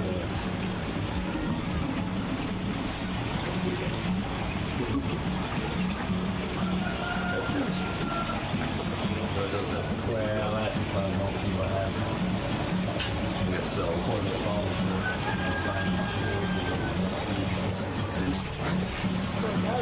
Yeah, exactly. So what I need to do plug the main cord or plug the adapter into that, and then get 2 spots out of the phone for the phone. Okay. So let me go get my adapter.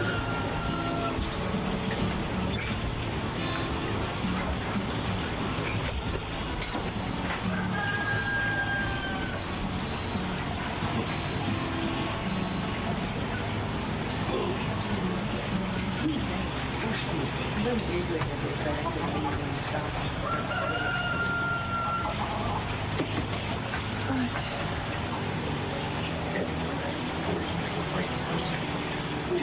I know, right?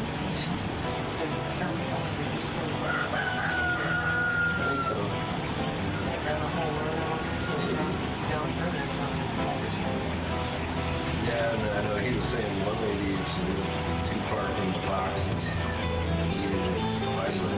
She had to live like $34,000 actually with actual fiber.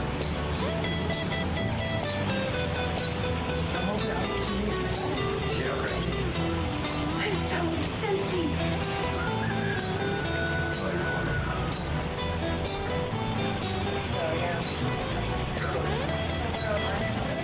Yeah, I guess there's other lines. Line of stuff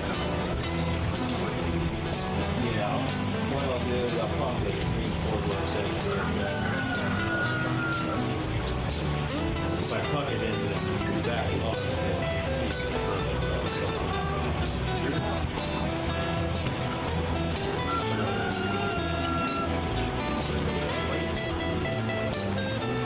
should go directly into that. One of those was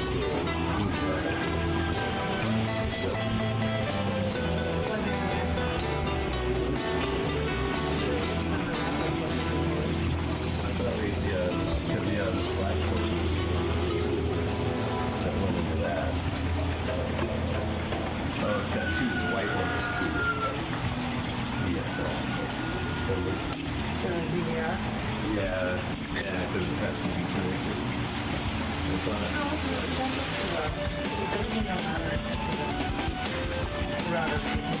At least that's what I have.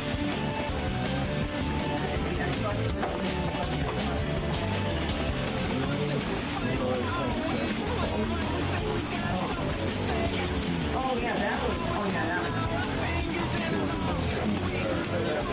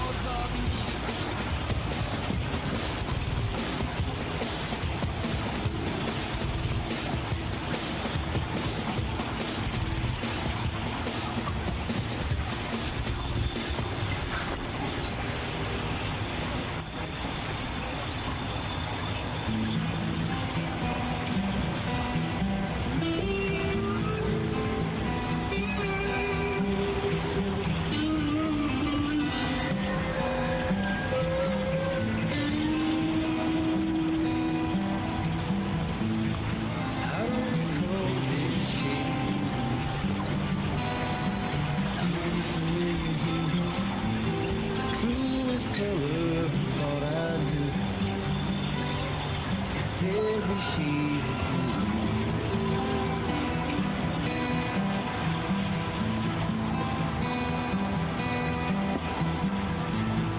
I don't remember this brand drives me insane, circling like a summer rain, saturating pain.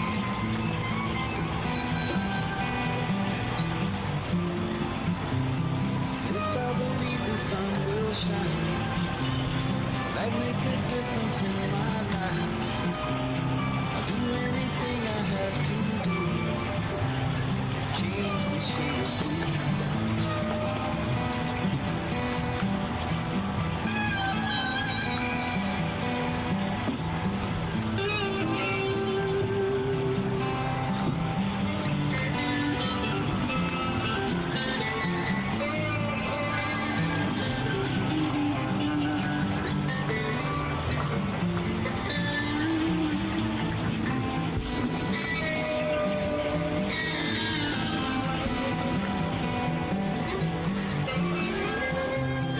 If I believe the sun will shine, that make a difference in my life.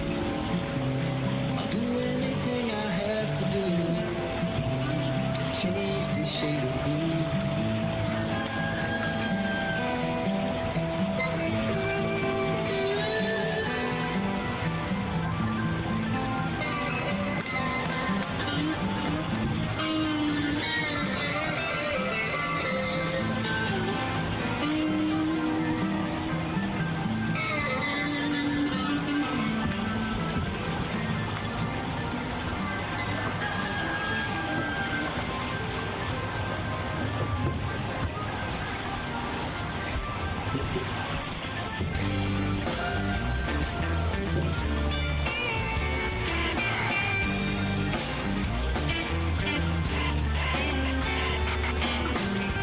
When I'm falling down, it seems you're always there, trying to help me overcome, but you help me not care.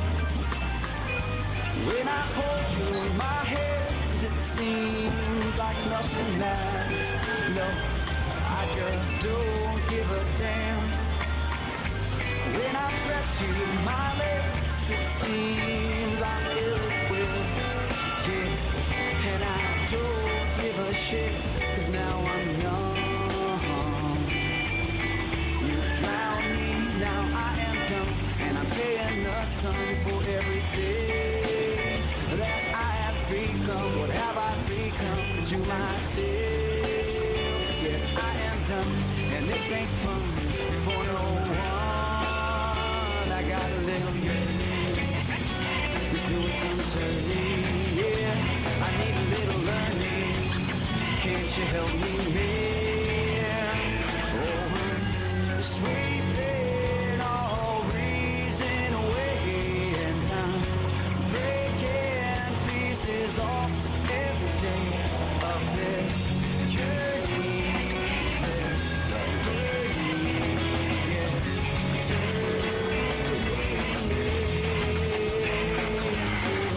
something I don't wanna be. I step into the mirror, my reflection can't be saved. It cannot be saved. It cannot be saved. It can't be saved. It can't be saved. Oh no.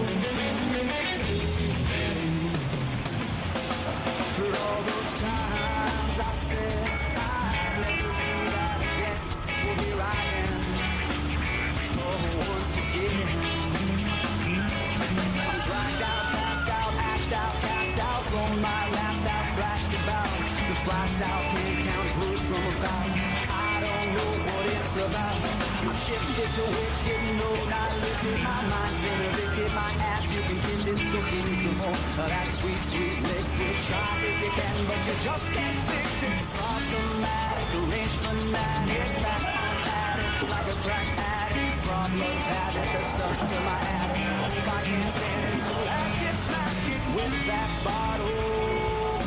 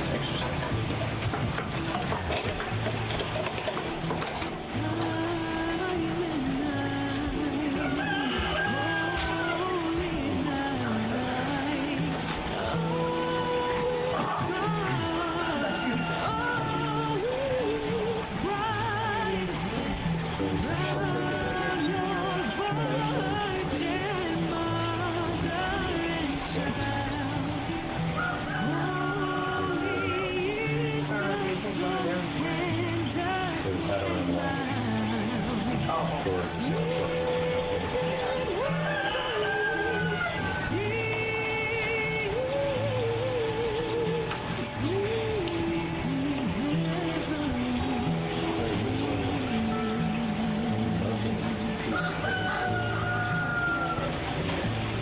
that's the oldest spot, you know?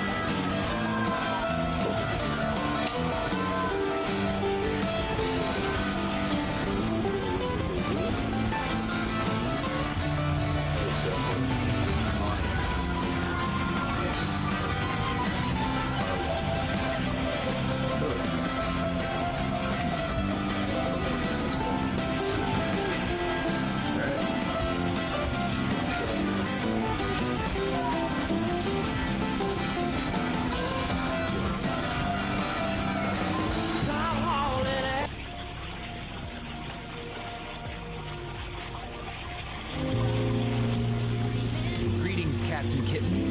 Greetings, fellow travelers on the airwaves. This is your host, coming at you live from the mellowest corner of the airwaves, from the cozy confines of my little sonic sanctuary. Yeah, man, we're talking about the pulse of the airwaves, a cosmic connection, you dig.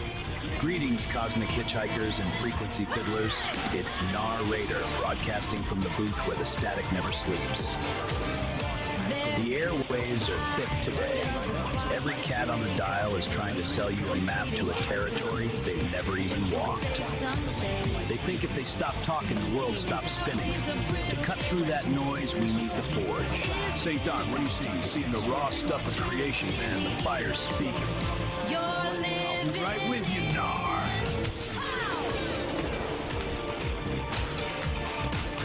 I'm seeing a lot of people pretending to be the hammer, man. And it's exhausting. Look around. Everybody wants to be the one swinging. Everybody wants to be the loudest voice in the room, pretending to hold all the answers. They think that's what leadership is.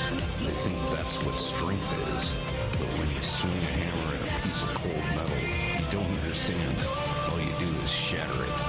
Real power, real strength, it isn't being the hammer. It's being the anvil. An anvil doesn't have to make a lot of noise. It just holds the center. A true leader, a truly grounded, sovereign soul, stands in the middle of the heat and has the absolute heavy, unapologetic guts to say, I don't know. I don't have that piece of the puzzle. I don't know what the soul needs. He does. That isn't weakness, man. That is structural. You gather your trusted minds, you let them bring the ore to the table, and then you provide the solid ground for the final decision to take shape. You take the heat, you hold the weight, and you own the outcome. If you want to build something that actually lasts, stop trying to swing at everything. Have the humility to admit what you don't know, and trust the network around you. Be the anvil. Sometimes the strongest thing is to hold the center. Stay off those brittle frequencies. Peace and resonance. Love you, Nar.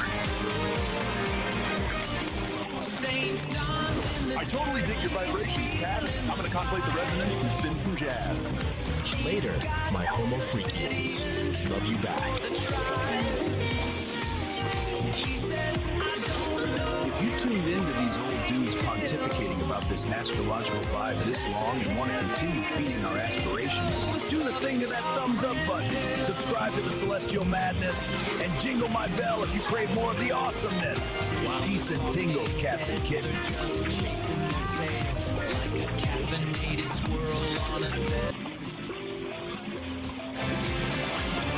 The terrestrial dial is screaming loud, another know-it-all lost in the crowd, selling maps to a place they've never been, painting over the cracks with a plastic grin. Hey!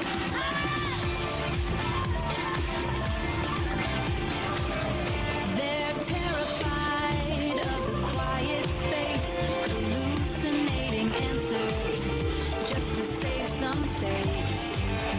But the airwaves are brittle, yeah, the signal is thin. When you're trapped in the ego, you're living in how?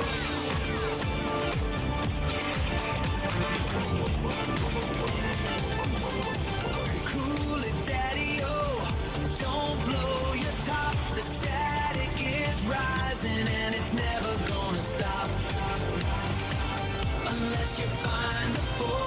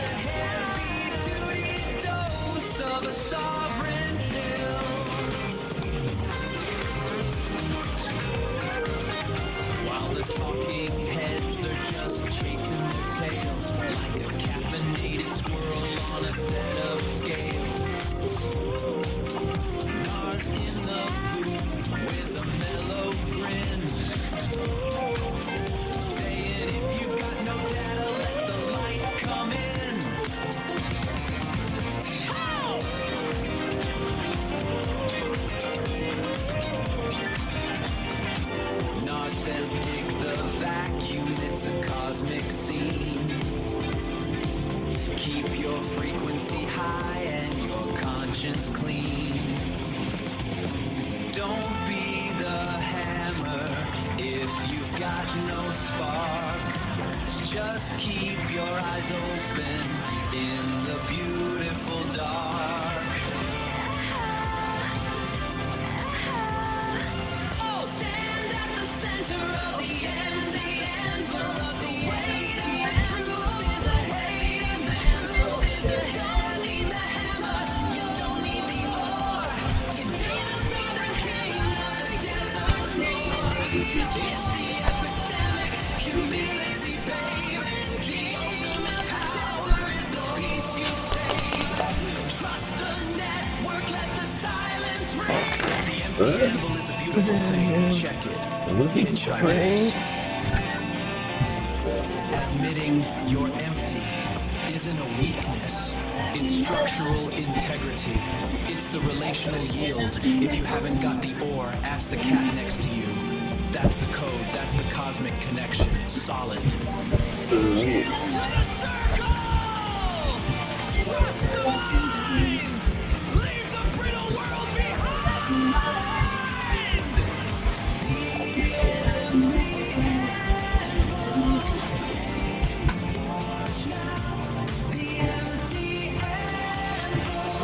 Jingle my bell, cats. Subscribe to the madness, feed the aspiration, the thumbs up button. Peace and tingles, kittens. I'm out.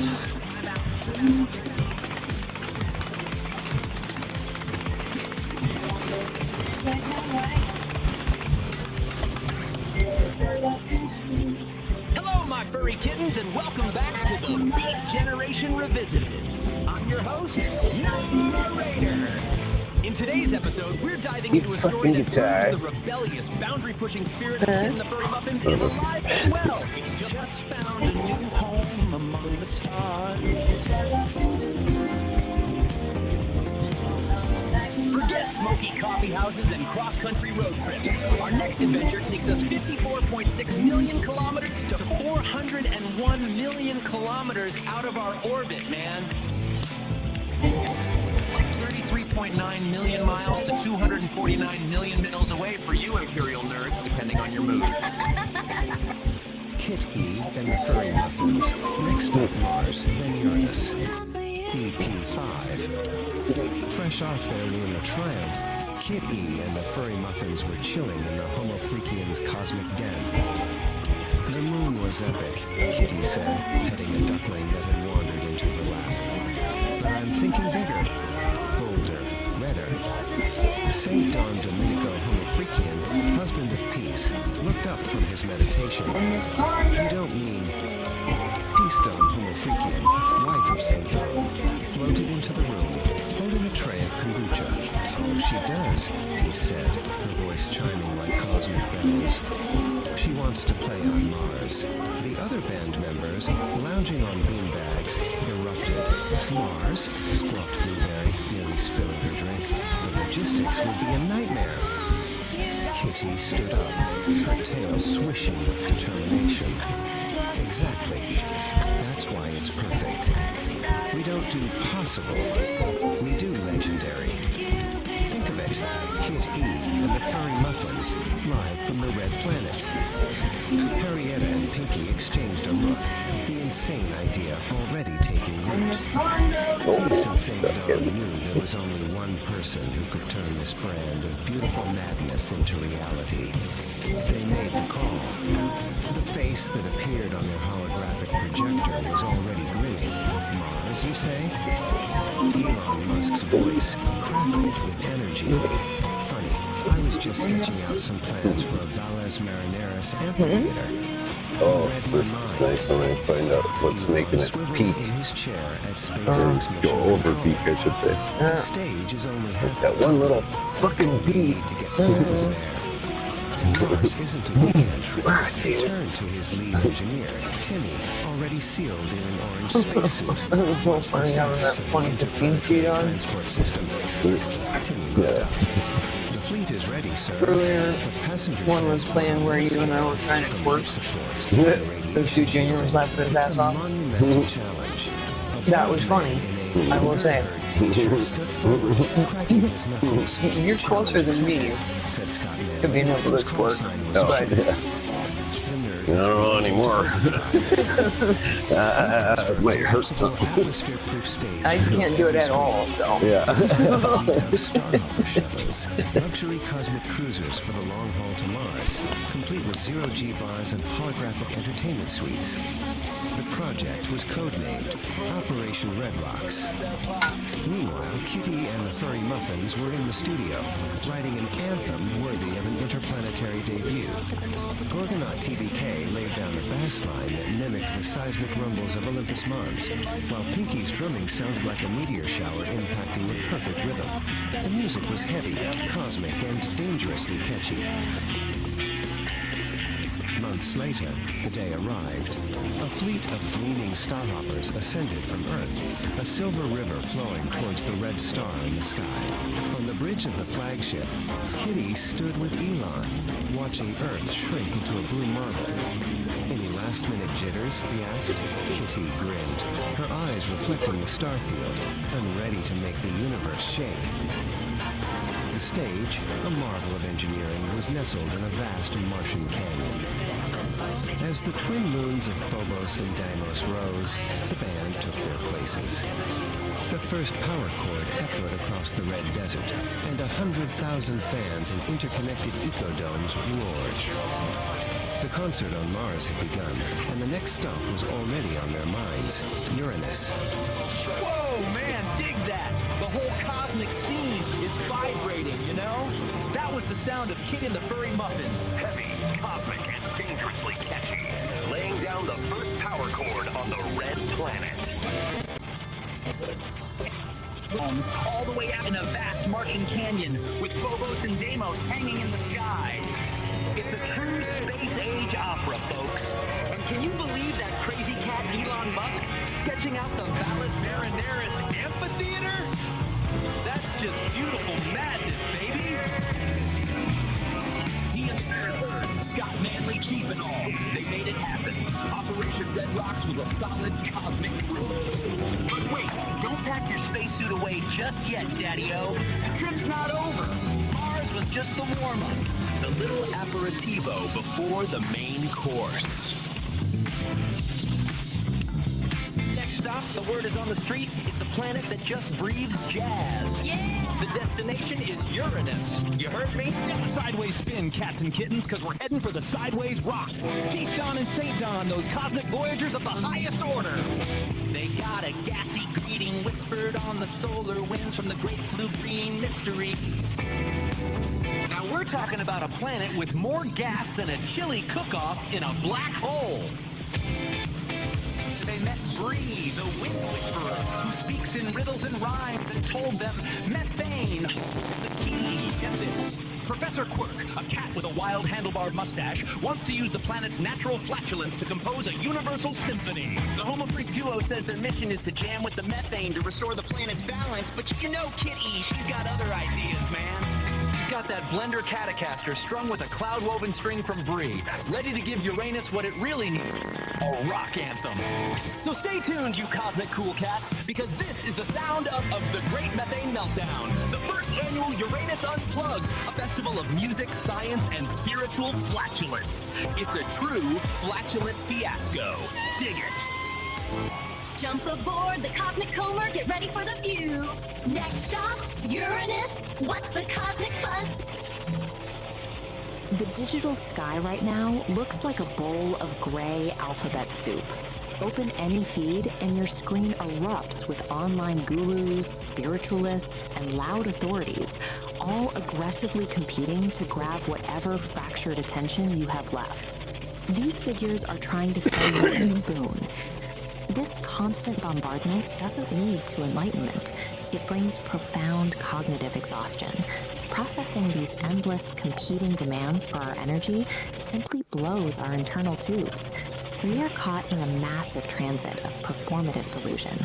Actors step onto the stage wearing masks of authority, handing you a script and expecting you to swallow the exact mythology they've weaponized.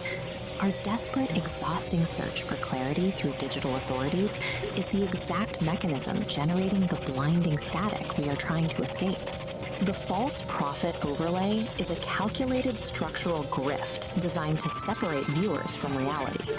Let's look at the actual architecture of how this works.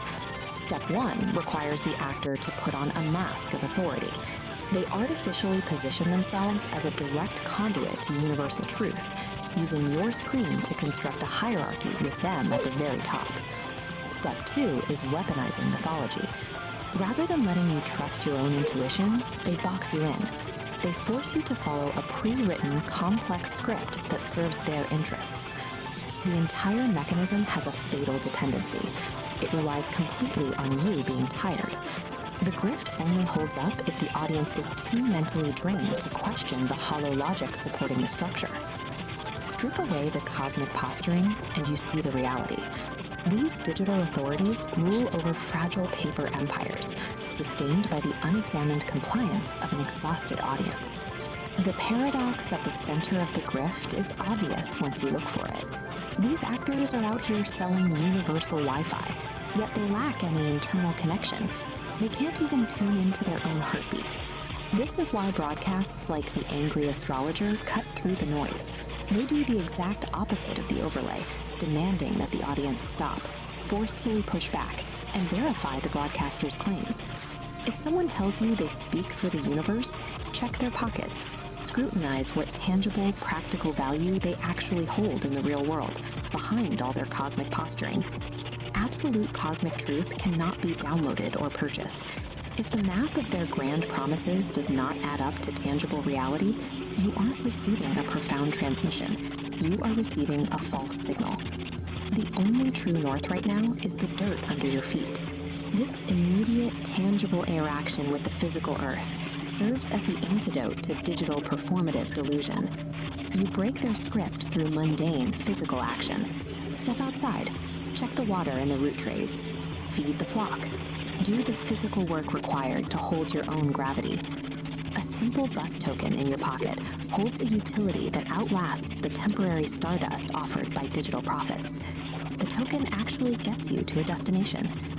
We still navigate the digital metaverse, using likes, subscriptions, and digital bread to keep tubes warm. But we no longer have to surrender our gravity to the medium. We defend against the noise by cultivating truth in the silence of our own backyards. Resonance. The sovereign forge ignites with focused heat, a driving pulse where energy and logic meet, shaping the chaos with a resonant beat, forging a new reality, complete. Here the iridescent light becomes a tool. The one photon follows a perfect rule. From formless chaos we create what's real. This is the genesis of fire and steel.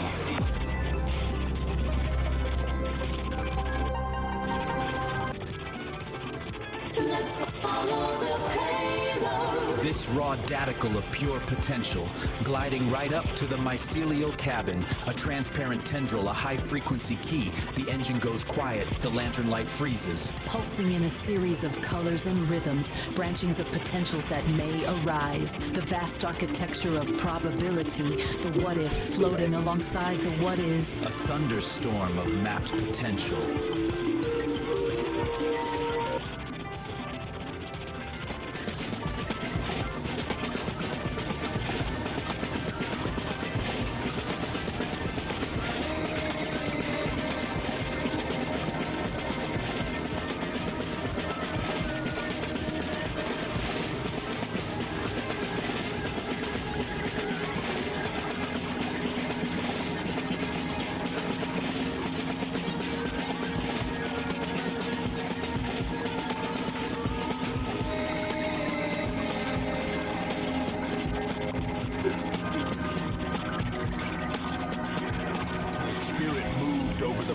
Land, bringing fire and division where there was meant to be peace.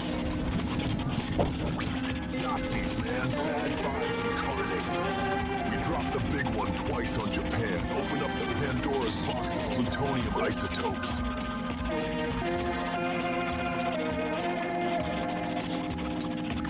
Peace is the word, bird. Suddenly, it's the 50s. shaking in their saddle shoes because of the Red Menace.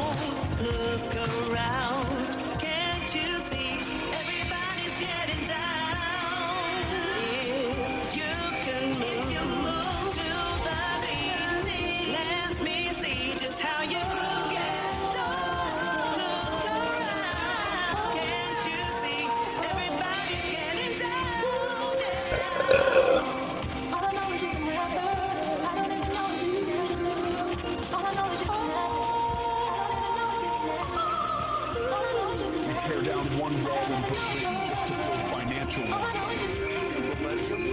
Towers falling, forever wars.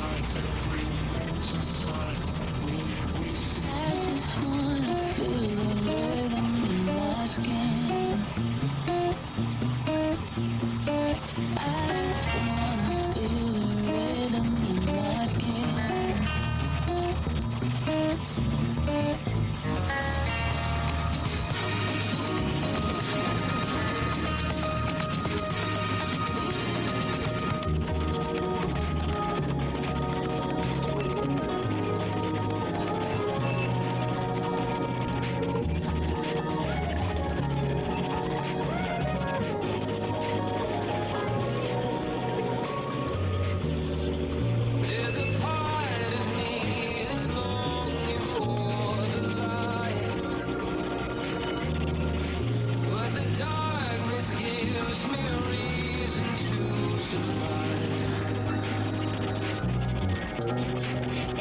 yeah, yeah. Yeah, yeah, yeah. No, I'm not giving up. Now I got this feeling, this feeling.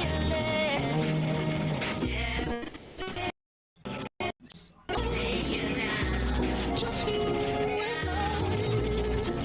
Don't you let nobody take you down. Never let nobody take you down. Just you alone. Don't you let nobody take you down.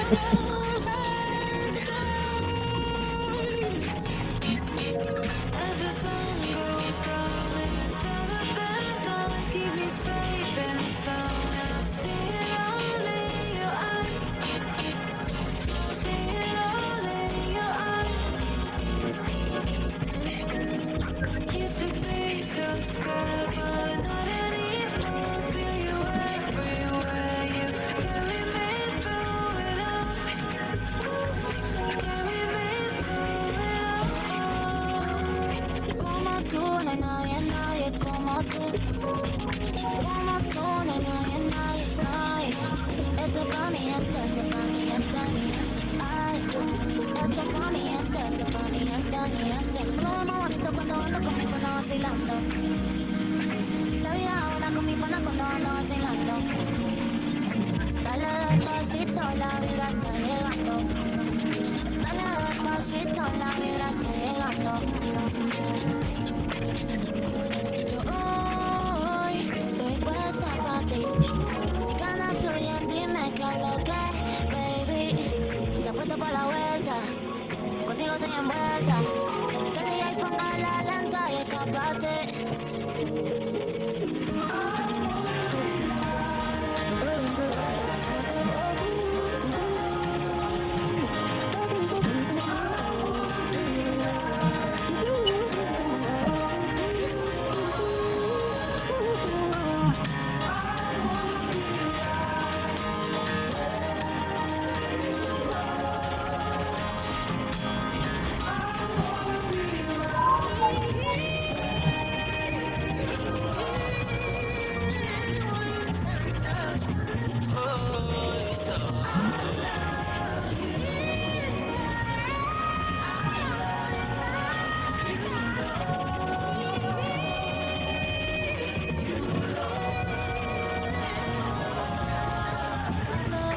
Oh, we're feeling so high. She said she's scared of falling, but you might just fly. Cause we'll be on the top floor. Oh, we're feeling so high. Don't be afraid of falling, cause you know we gon' fly. Top floor. Oh, we're feeling so high. She said she's scared of falling. I just wanted to let you know that I miss you.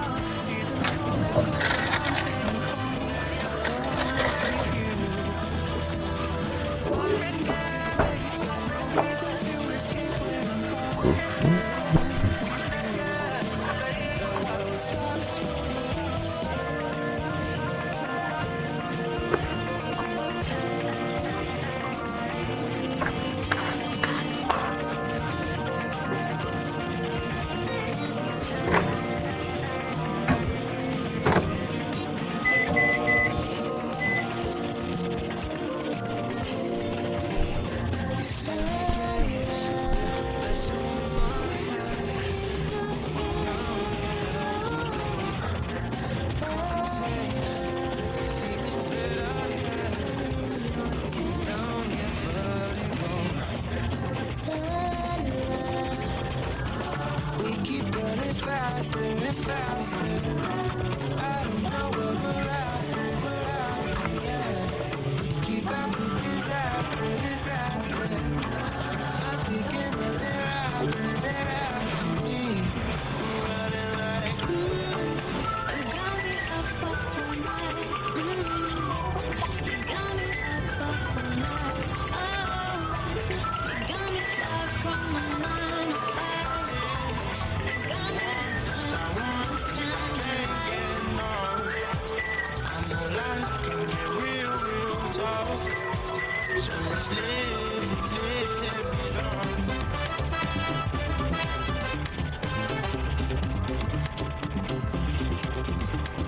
Love, I love the way you get. Late night up in my bed, saying, thinking that this is love, falling for me, falling for us, babe. I love your love, love. I love the way you get. Late night up in my bed, saying, thinking that this is love, falling for me.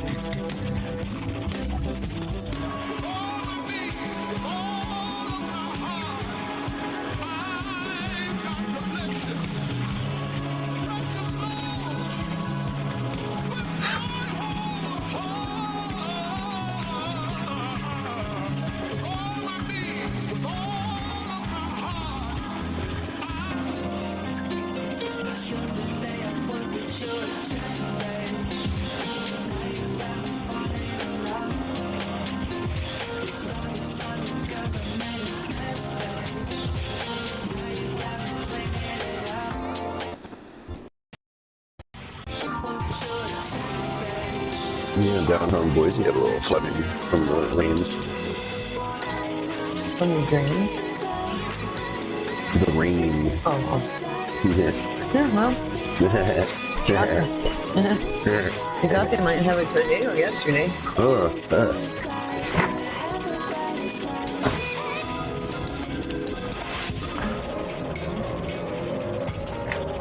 hypnotized by the sound. Lose yourself in the music. Drop the bass, feel the rush. Hands in the air, we are alive. Tell me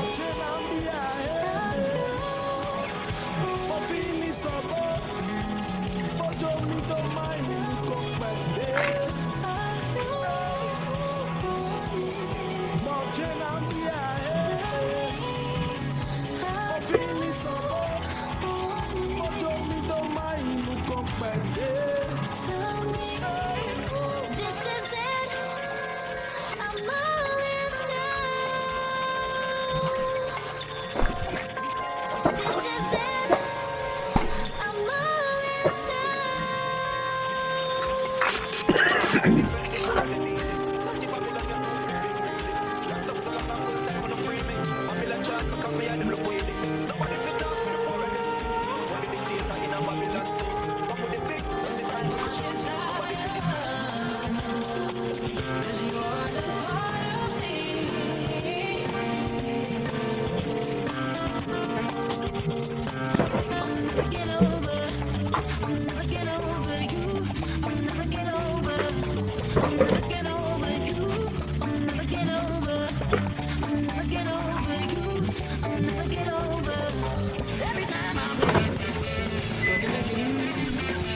Everybody sees it too.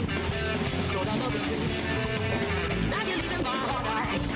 Let me not drive.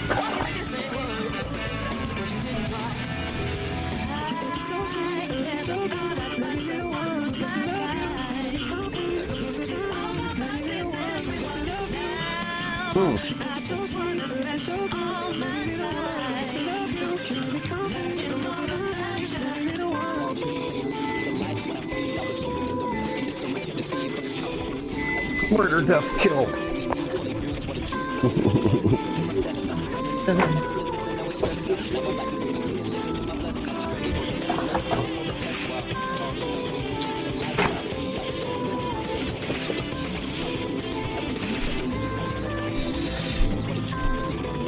Clay wasn't great for his political career. Probably not. You know. Yeah. Well, the funny thing was, I don't know if it was a person that got struck by lightning or during that storm they were talking about. And it was, I thought to myself, because Jesus saw what you did.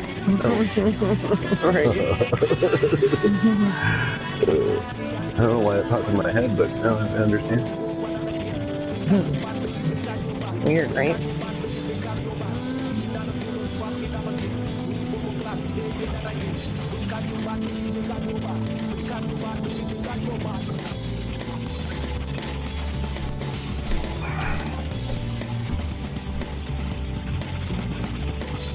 I mean, these politicians always seem so pure and innocent.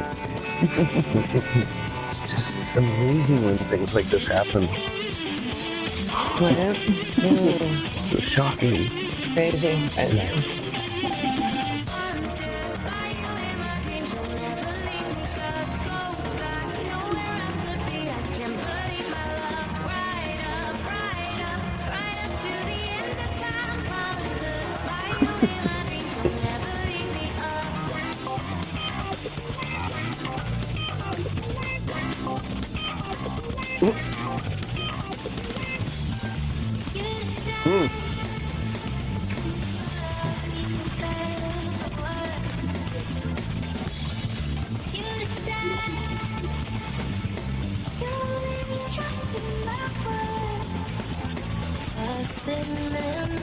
Oh, well, shit.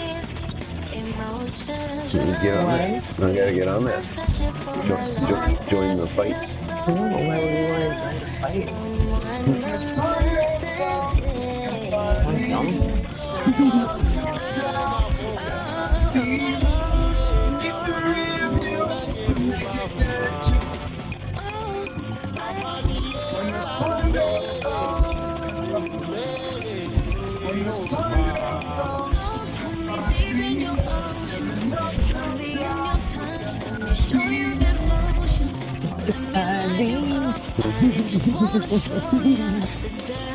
What? No, what? What? What? Driving in a car. Yeah. Nothing to do with tits.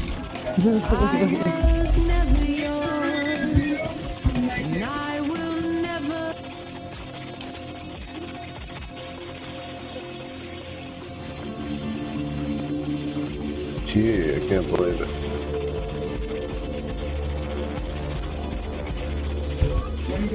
What? Oh. The fuel prices. Yeah.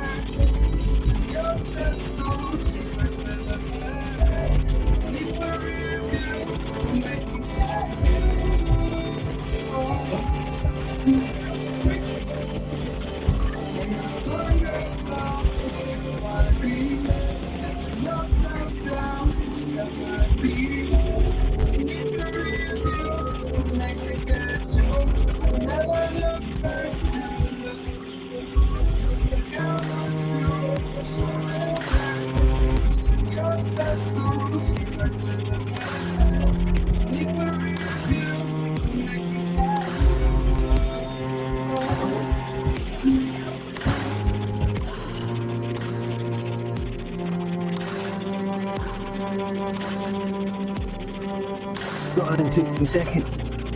Oh.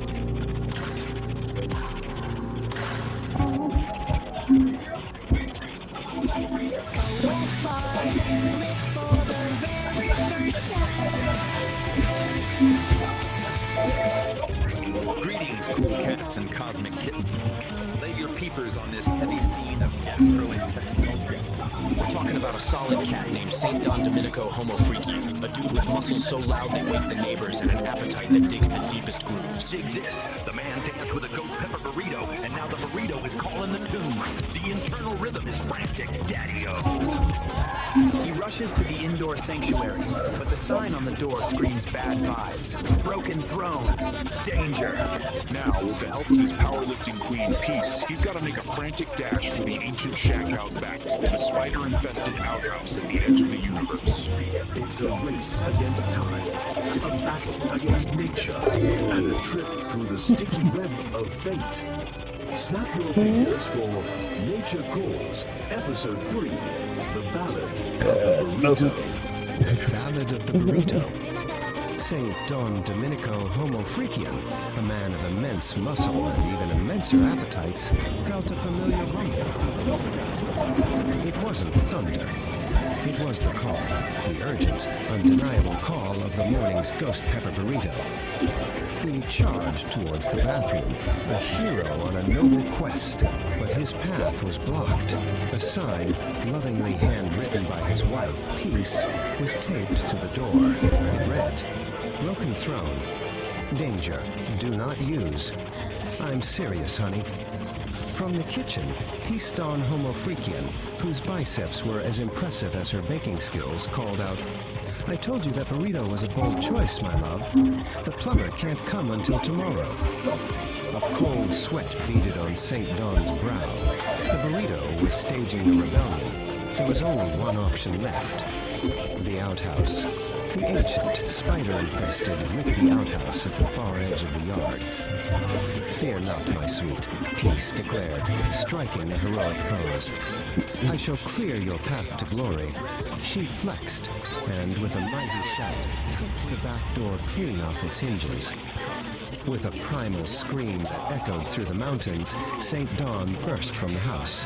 He clutched a precious roll of toilet paper like a sacred scroll, his muscular legs pumping, his tie-dyed shirt a blur of color against the green grass. Peace watched from the ruined doorway, a single, proud tear rolling down her cheek. "Go, my warrior," she whispered to the wind. "Conquer your porcelain destiny." He reached the outhouse, his hand outstretched for the door, but his path was blocked again. A giant, glistening spiderweb covered the entrance, and in the center sat a spider the size of a dinner plate, flexing all 8 of its hairy legs. For a moment, St. Don froze. Man versus beast, burrito versus spider. Then, with the courage of 1,000 warriors, he let out another mighty roar and plunged headfirst through the sticky web. The outhouse door slammed shut. A moment of silence fell over the yard. Then, a faint, retented sigh floated on the breeze. Back at the house, Peace smiled and went back to her baking. All was right in the world once more. Snap. Just like that, the deed is done, cats and kittens. Can you dig the gravity of the situation? And St. Don didn't just fight a gastrointestinal revolution sparked by a ghost pepper burrito. He went gladiator on a spider the size of a dinner plate. That is some heavy erect karma blocking the path to enlightenment. But with Peace Don, that muscle-bound goddess of demolition, kicking doors off hinges like it's a hobby, true love found a way. The web is broken, the porcelain destiny is fulfilled, and the only thing louder than that primal scream, the silence of a man who just survived his own lunch. Solid. Pull up a stool and dim the lights, Daddy-O. We're spinning the main groove tonight. Episode 4, Nature Calls. Back in the Sonic Sanctuary, deep in the sticks where the air smells like cedar and high-stakes plumbing. Now, lay your peepers on St. Don. The cat has a gift. A psychedelic, biological gift. When he cuts the cheese, he paints the air with a rainbow fart that turns anxiety into fuzzy peace. It's a chromatic emission, man. A toot of tranquility. But even a magical colon obeys the laws of physics. On tries to tell his lady Peace that the low-end frequencies are hitting him too hard, but she ain't buying the remix. With the indoor throne weeping water like a rejected lover, the countdown has begun. Prepare yourselves for the great outdoor journey. It's time to run, clench, and maybe, just maybe, sedate a squirrel with a puff of Panic Rainbow. Let the games begin. Episode 4, Nature Calls. All right, listen close, you cool cats and angular kittens floating out there in the digital void. We've reached that part of the gig. Transaction. The moment where art meets the algorithm. It's a drag, Daddy-O, but even Kerouac needed cab fare. If my particular brand of auditory truth just aligned your chakras, or at least distracted you from the crushing weight of existence for 5 minutes. Lay some skin on that thumb over there. Give it a squeeze. Validate my reality, man. It gets lonely behind this microphone. And hey, don't just be a tourist in my psyche. Commit to the scene. Hit that subscribe button. It's harder than nihilism, but the payoff is sweeter. Finally, if you want the cosmos to tap you on the shoulder every time I drop a new needle on the groove, ring that bell. Let the vibrations shake you awake before the squares grind you down. Dig it? Solid. Now back to the cool sounds. Make it right, like a wet fart lit for the very first time. I didn't know what to do, I was so confused. Like a wet fart, thought it was a secret, but the sound gave it away. Now my pants are soggy, ruined my whole day. Wet fart, oh. Gonna push a little harder, gonna make it right. Like a wet fart lit for the very first time.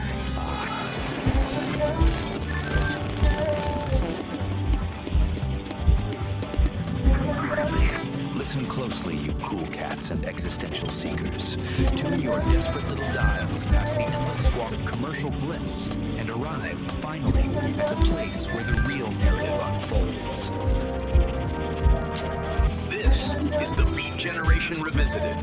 I'm your host, narrator, and I'm just trying to figure out why the cosmos gave us consciousness Only to saddle it with a 9 to 5.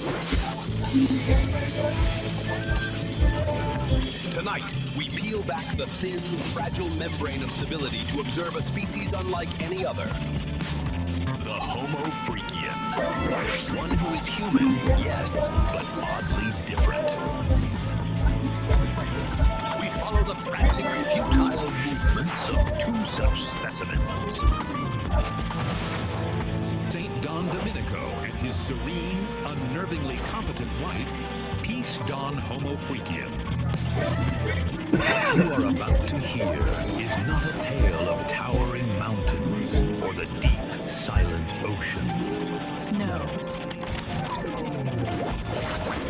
This is an exploration into the most private, most agonizing theater of the human condition, the call of the wild stomach, the existential threat posed by a simple, broken piece of porcelain. The latest chapter in their pitiful, beautiful struggle is known simply as the Homo Freakian World Nature Calls. We witness St. Dawn, a man of profound patience, suddenly transformed into a clenched-cheeked, frantic blur. His journey to the outhouse becomes a treacherous, soul-testing odyssey, fraught with catastrophic miscalculations. The trauma of chili-induced horror, and, dare I whisper it, shards of biblical proportions. These are the sounds of true, unadulterated digestive distress, an apocalyptic fire hose filled with gravy being emptied into a metal bucket. The fragile balance of the ecosystem is shattered by the thunderous roar of his flatulence. The forest creatures scatter, recognizing this level 5 code red catastrophe for what it is, the desperate, smelly poetry of man versus burrito. Will St. Don conquer his porcelain destiny? Or is this whole grand, stinking enterprise merely a metaphor for the inevitable wet futility of it all? Tune in, man, and listen to the ballads of the broken throne, the bubble guts, the brown volcano, the burrito, and the cosmic fart before the silence finally descends. The Ballad of the Broken Throne. It was a glorious morning in the Homo Freakian household. Birds were singing, the sun was shining, but a great darkness loomed. St. Don Domenico, a man of profound patience, faced a trial that would test his very soul. In the main toilet, the porcelain heart of the home was broken. A silent, horrified scream echoed in his mind. In the living room, the serene Peace Dawn Homofreakian sensed a disturbance in the force. She paused her morning tea, a single, elegant eyebrow raised in question. "My dearest saint," she called out, her voice like the chiming of a tiny silver bell. "Is everything all right?" Dawn burst into the living room, a whirlwind of frantic energy. "Peace, my love, a catastrophe of unspeakable proportions has occurred," he declared, striking a dramatic pose. "The throne has fallen.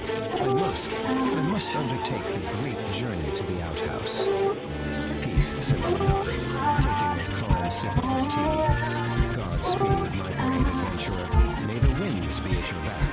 And with that blessing, St. Don Domenico was gone, blasting out the front door in a blur of plaid and majestic beard. The journey was perilous. The yard, once a familiar friend, was now a treacherous landscape. A flock of judgmental birds watched from a nearby branch, chirping what sounded suspiciously like commentary. "He's not going to make it," squawked Blue Jay. From her window, Peace watched the epic sprint unfold. A delicate, musical laugh escaped her lips. "Oh, my darling Homofreakian," she whispered to herself. "So much drama for such a simple quest." Suddenly, an obstacle, a fearsome garden gnome with a pointy red hat and a sinister painted smile, stood directly in his path. With the grace of a wild gazelle, St. Don Domenico executed a perfect anime-style leap, soaring over the ceramic guardian. "Homofreakian hurdle," he yelled. And then he saw it, bathed in a heavenly ray of sunlight, standing proudly at the edge of the woods, the outhouse. It was more beautiful than any castle, more welcoming than any palace. A single, glistening tear of pure relief traced a path through the dust on his cheek. With a final, desperate burst of speed, he covered the last few feet. He threw open the wooden door with a triumphant roar that echoed through the trees. Victory! The quest was complete. The saint had reached his sanctuary. Back in the main house, all was quiet again. Peace took another sip of her now cool tea and smiled. A small hummingbird zipped to the window and hovered for a moment as if to give her a report. "All is well in the kingdom," she said softly.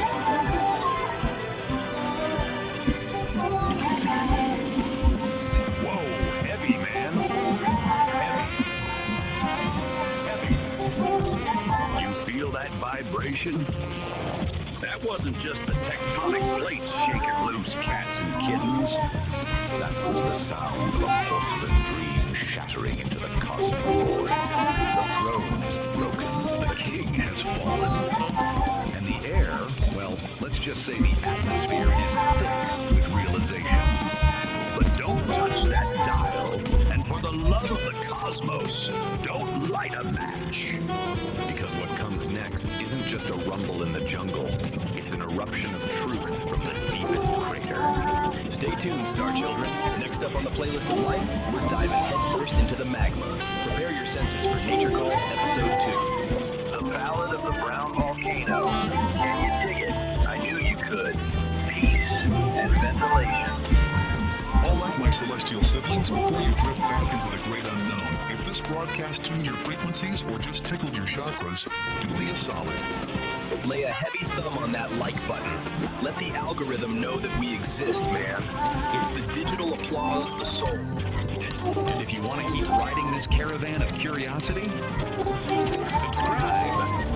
Join the tribe. Don't be a stranger to the strange. We're all just stardust trying to find a parking spot, right? Finally, gaze upon the bell. Give it a little ring-a-ding-ding. Awaken it. That way, every time we release a new wave of wisdom or a new cloud of gaseous content, you'll be the first vibration. Well ventilated. Peace.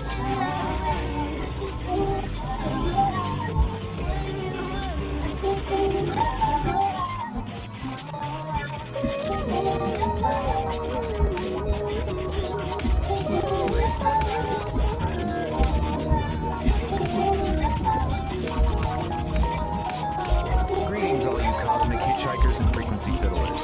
This is Narrator, coming at you live from the booth where the static never sleeps. The sky is looking like a bowl of gray alphabet soup today, and every cat with a clipboard is trying to sell you a spoon. It's a real scene, Daddy-O, but don't let the noise blow your tubes. We've got the angry astrologer on the ridge, ready to decant some obsidian truth into your ears. Dig it. Angry Astrologer, Episode 5. High static, low signal, the false prophet overlay. The hook, the wake up. Look at the charts. The sky is currently full of static, and everybody down here is trying to sell you their personal antenna. Don't buy it. Cosmic weather. Bullshit. We're in a massive transit of performative delusion. You've got actors on the stage demanding you read their script, wearing masks of authority, and expecting you to just swallow the mythology they are weaponizing. They're counting on your exhaustion. They want you too tired to notice the math doesn't add up. The grounding, the reality check. There is the actual astrological reality. The only true north right now is the dirt under your feet. Stop trying to decode the noise. Let them throw their tantrums and build their little paper empires.